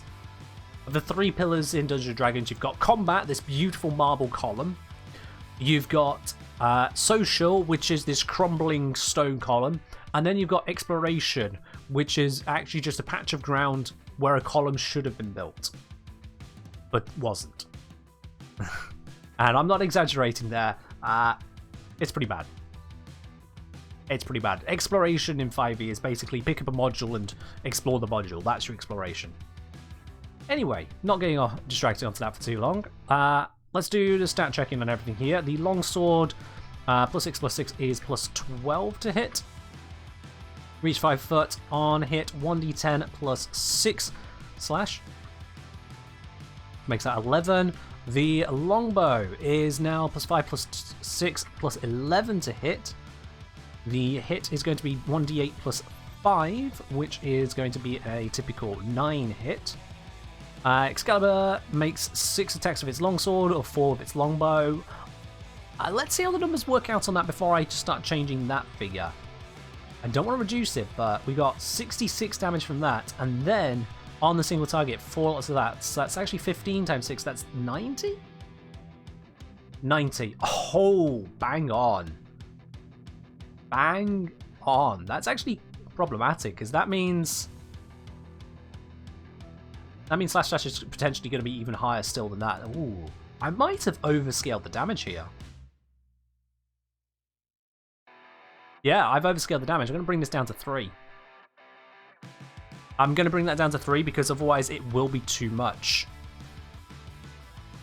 So 6 attacks with the longsword. 11 plus 3 is 14. And that 3 is guaranteed hit 3, by the way. So 14 times 6 is a number. 84, yeah. It's still technically above where it should be because of the guaranteed hit. But I'll take that. I think I'll take that. The DC is nowhere near 20.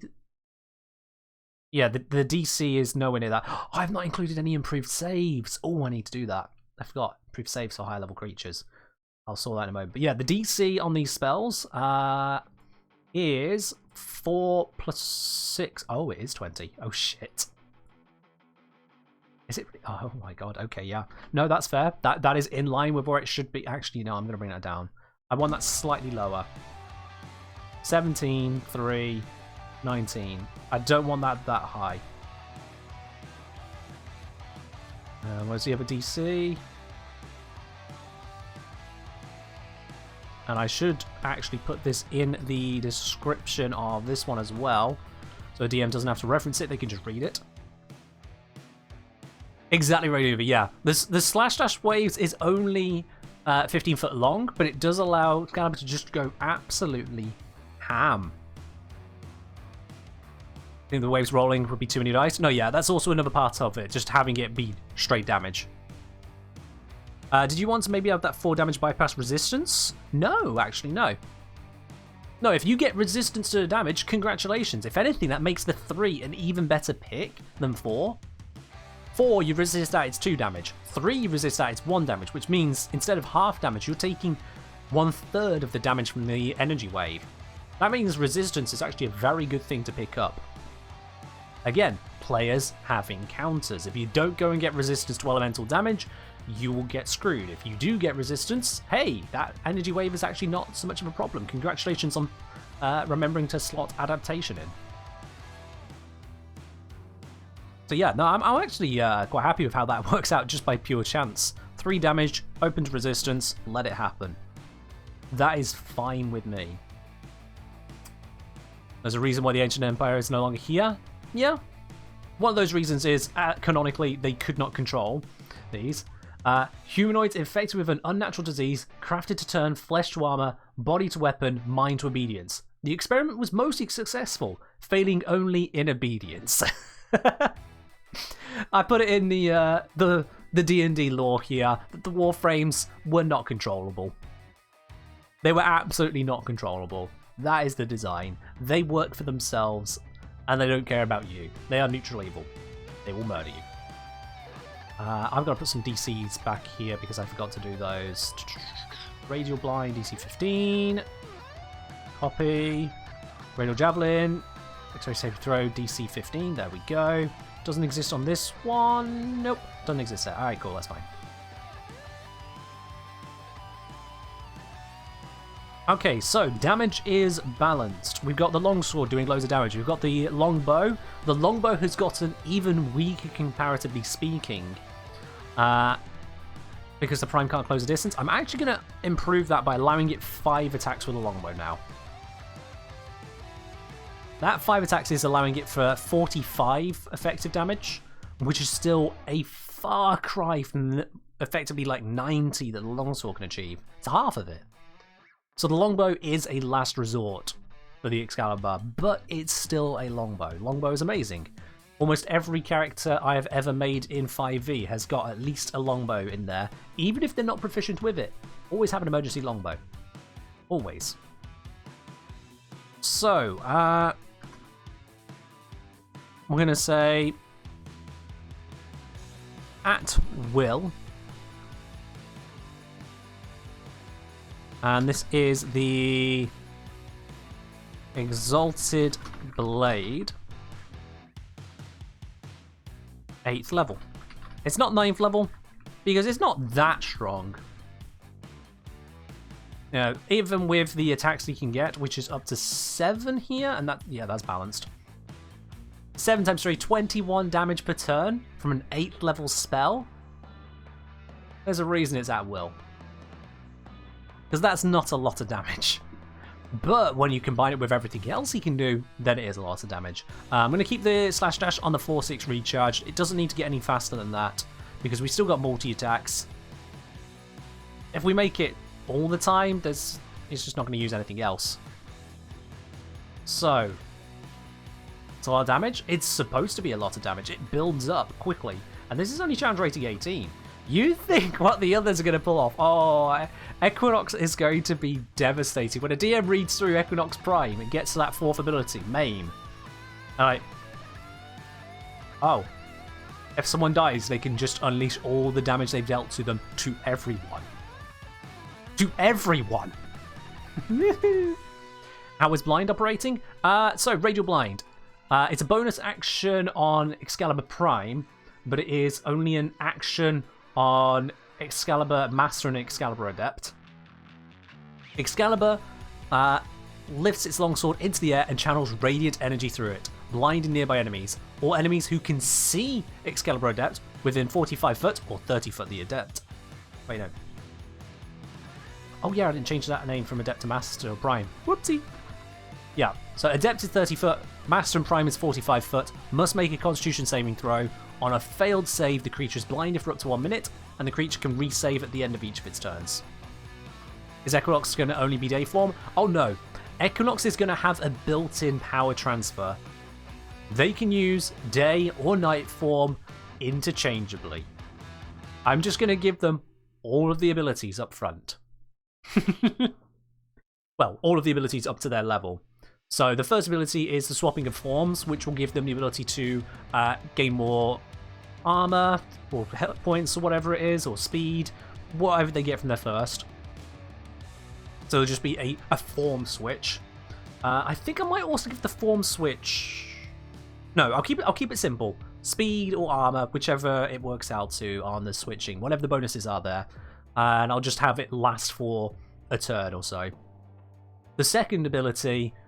that's Rest and Rage, I believe? Yeah, Rest and Rage. So, it's a sleep spell, or alternatively, gives you a speed boost, but makes it where you have vulnerability to damage, that kind of thing. Third ability, Pacify and Provoke. That's just going to be a nice, lovely aura going on. They can choose which one they have active, but it's an aura. And then the fourth ability just goes crazy. Brenda, you're asking, what about the other augments for the other Excalibur abilities? I'm not thinking about including those because they'll start to overcomplicate stuff. I've included Chromatic Blade because it really fits the Exalted Blade theme, and it just slides into there so perfectly. However, for the other augments, I don't see a need to include them. It's enough scaling up the abilities to just match what the Prime is dealing with. I don't see a need to otherwise take it any further. Let me just check for naming conventions. Actually, no, I'm going to change naming conventions to just be Excalibur all throughout. I don't need to restate their title. So, naming convention, I'm just going to call them Excalibur all the way throughout. Or you can see Excalibur. Not Excalibur Prime, just Excalibur. That's fine enough for me. Excalibur produces, yep. Excalibur summons its signature longsword. This replaces Excalibur's longsword for attacks and spellcasting. While active, Excalibur's attacks with longsword unleash wave of damage. Excalibur's choice, yep, that works. Excalibur's... the Excalibur's innate spellcasting is this, yep. Whilst holding... That should be a longsword. All throughout innate spellcasting, that should actually be a longsword. Oops, not there. Just to make it clear, you can use... Or it can use someone else's longsword. Yeah, and that's multi-attack. There we are, that's fine.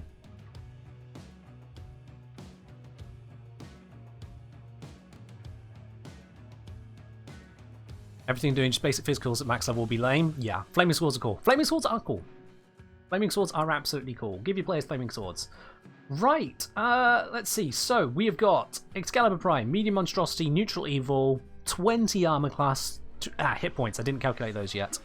We're aiming for around 280. We've got a +5 stat and a d8, so that's 9.5. 280 divided by 9.5 is 29.47.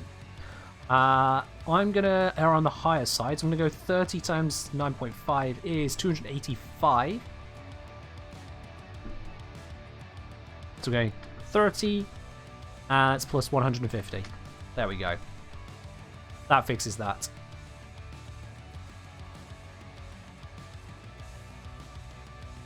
Okie dokie. So, I haven't done saves. That was a thing I'd missed, so I'll include that in a moment. Let me check all the stuff I've done elsewise first. Stats are all looking good. Skills are incorrectly. There we go. Yep. Bullet jump, double jump. Radial blind exists and has the right DC. 1 minute and saves. Spell 1 action, 1 bonus action. Yep, that's correct. Excalibur makes the javelins. 44 damage. That could just be devastating, and I love it. Exalted Blade, bonus action, concentration, summon this stuff. It's concentration to help you knock it out of him. And then he'd have to spend a bonus action resummoning it. It's at will and bonus action, so concentration isn't the biggest deal, but it is still a deal. It is still something. Excalibur moves to a target within 25 feet. Does up to 7 times. Yep, that all works. 6 attacks with longsword, 5 attacks with longbow. That all works. Damage is updated and correct. Yep. So we just need to do the saves. Alright then. No saves on the initial one. I can just leave that as is. I definitely want to wrap this up in terms of stuff. So saves, we're looking for... What's it say on the saves? The bonus of saving throws that a monster will be naturally good at. For instance, strength and constitution for bruiser, intelligence for a wizard. Number also works as a bonus to a monster's trained skills. Yeah. Bad saving throws and untrained skills may be any value less than this. And then you alternate plus or 2, plus minus 2 based on concept. Alright, that's fine.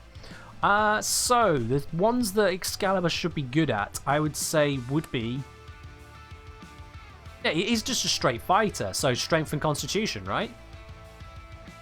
If we go strength on the adept, strength constitution on master, and then prime, on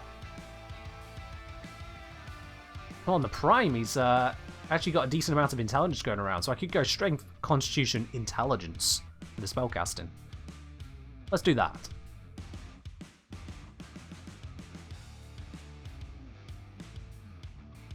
Like dinner, yeah, I like that, yeah. You can, they're saying making it concentration, that is Exalted Blade, allows players to ready an attack to try and stop the Exalted Blade, which is called for counter strategies, and gives benefit to Mage Slayer. You are very right, absolutely. Again, moves and counter moves. Whilst Excalibur every the way through is horrifying and gets nastier as they go, there are always ways to counter them. You can get rid of most of his power by just denying him his longsword. At the top level, he can now cast a longsword of Exalted Blade. If you counterspell it, there goes his longsword again. What's he gonna do? Needs a longsword to cast any of his spells. Needs a longsword to use slash dash. Needs a longsword for his biggest multi-attacks. No longsword is kaput. So that is a weakness of Excalibur right there. No sword, no nothing. And I'm specifying a longsword as well, so if the players want to get extra cheesy and they see, he picked up a short sword, he can't cast his spells, the DM looks at the sheet and goes, son of a bitch, you're right.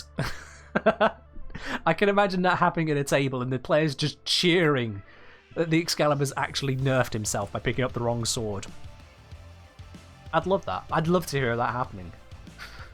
So, Excalibur Master, one action.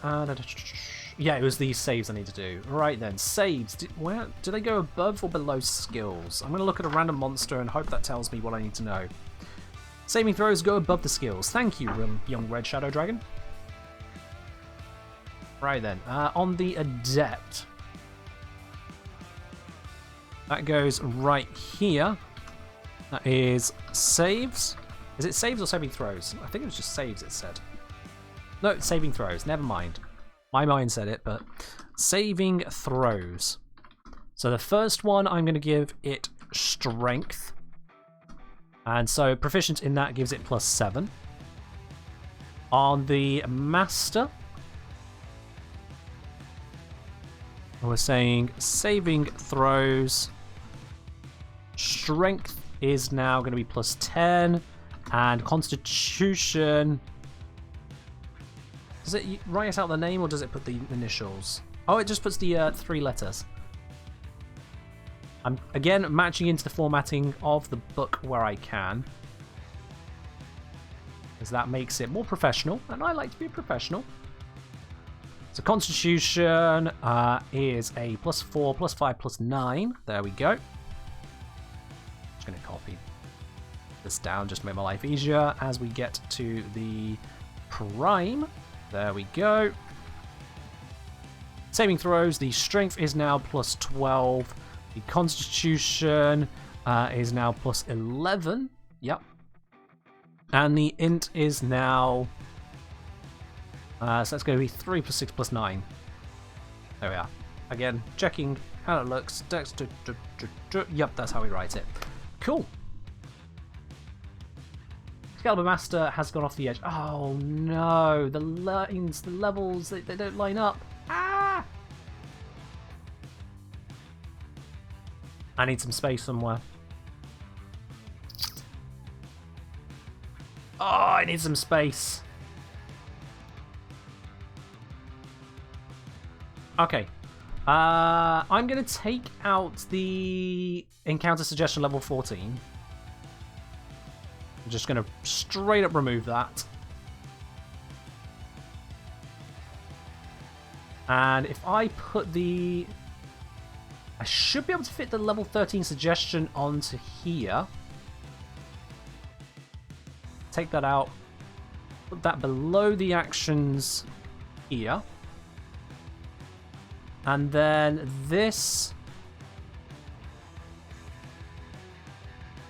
If I do that... That. Why is it so... What? Oh, hang on. Just... Oh, come on, what is this formatting? Fill the empty space with images royalty free. I'm going to be using capturers, because I've already checked with DE. I'm allowed to add capturers to this. You make a whole new section called Encounter Suggestion, put them after. I could... You're right, I could just do that. If I just... Yeah, if I put this one then after the master, because it seems that the way the formatting works on this system, it would be better just to put this after the master, so if I put that there... And if that's there, I could actually put both of those in, like so. Oh yeah, that actually works. There we go, that fits. I can do it that way. There we are. They don't have to be on the same side. And then we got those. There we are. Oh no, I'm not upset at Homebrewery here, Jaiton.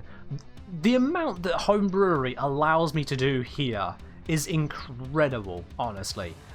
I've not had to do any of the formatting other than, hey, Homebrewery, can you please put it here for me? And look at this. Look at how beautiful this is. I am not upset with Homebrewery. I am very, very happy with it here. And I think this... We haven't got an encounter suggestion for Excalibur Prime. I'm going to put a tongue-in-cheek one for now because I am very aware of the time. So, encounter suggestion... Everyone. Excalibur Prime has arrived. Run. There we are. Okay. Yeah, that's not a proper encounter suggestion, but I'm going to leave that as is now. Until I need to get around to it later. I think that is a proper encounter suggestion. Run how exactly? Through the nearest dimension door or portal to a different plane of existence. If you find that you do not have a means of teleportation nearby, bend over and kiss your ass goodbye. That, I think, makes for a pretty compelling set of monsters. I think that makes for a pretty compelling set of monsters. Sound thanks for the follow, mate. How do we feel about it, chat? How do we feel about these? We've got our challenge rating 3, our Excalibur Initiate with his cute 2 longsword attacks for a total of 16 damage. It's like, oh, look at him, chap, chap. It can attack twice. Excalibur Prime. Hi there, I have an Exalted Blade. It deals damage even if you have the best defenses in the world. I don't care if you're the Tarask, you take damage. By the way, I did that 7 times.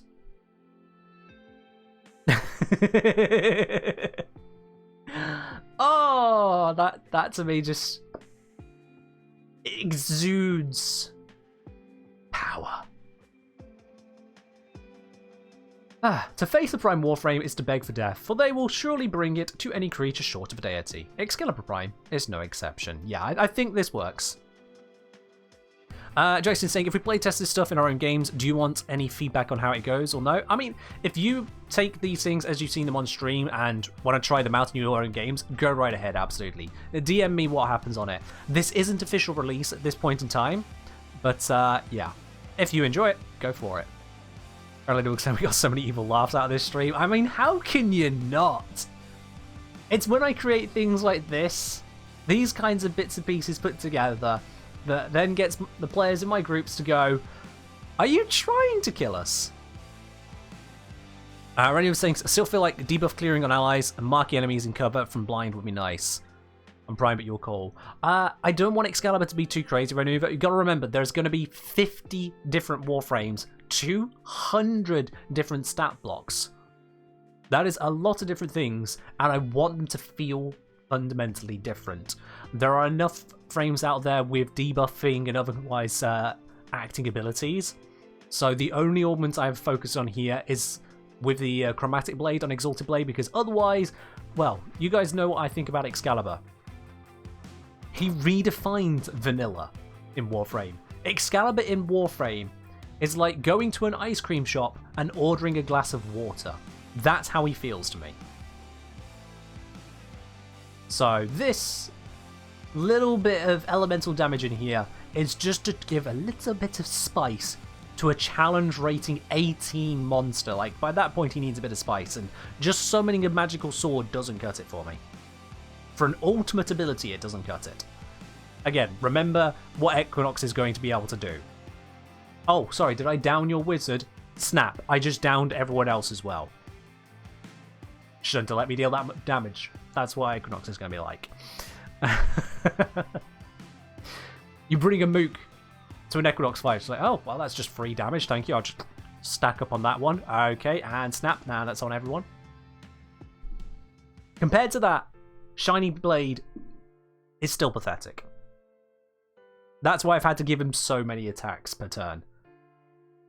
Not even a fighter can get that many attacks per turn every turn. Alright, I think that is... We are oh my god, we are well over time. Whoops. Once an Equinox fan, always an Equinox fan? Of course, yeah. Of course, Equinox is amazing. But we are definitely very far over time there, guys. So I do hope you have enjoyed this little foray into turning Warframes into Dungeons & Dragons monsters. It's going to take me a while to produce this. I've managed to produce an average of 1 monster per hour there, which... Obviously, I would be faster doing this not on stream, but the point is that it's going to take a long ass time. There are going to be some frames which are really going to bake the noodle as to how to do. Yeah, Grendel. Grendel is going to be a noodle baker. And again, guys, I do hope you have enjoyed yourselves. If you do enjoy this kind of stuff, let me know, obviously. Show your support over on the Sport Tea Lounge that you want to see more of this kind of thing in the future. I don't think it'll be next Friday stream, but yeah. If you would want to see more of that in the future, do let me know. And likewise, if you just want to support the channel, consider hitting the subscribe button or any other element of support. There's loads of buttons out there. You know the buttons to press at this point. It's up to you. But we're going to wrap it up there. I'll catch you guys on Sunday for some more actual Warframe rather than D&D Warframe. Maximus saying, I don't think I'll be able to sleep after this. Oh, you'll be able to sleep soundly. Excalibur can help with that. Do you need a sleeping pill? He has a long sword. It's his means of applying the sleep. I'll catch you guys later. Have a good one. I'll see you on Sunday. Bye-bye.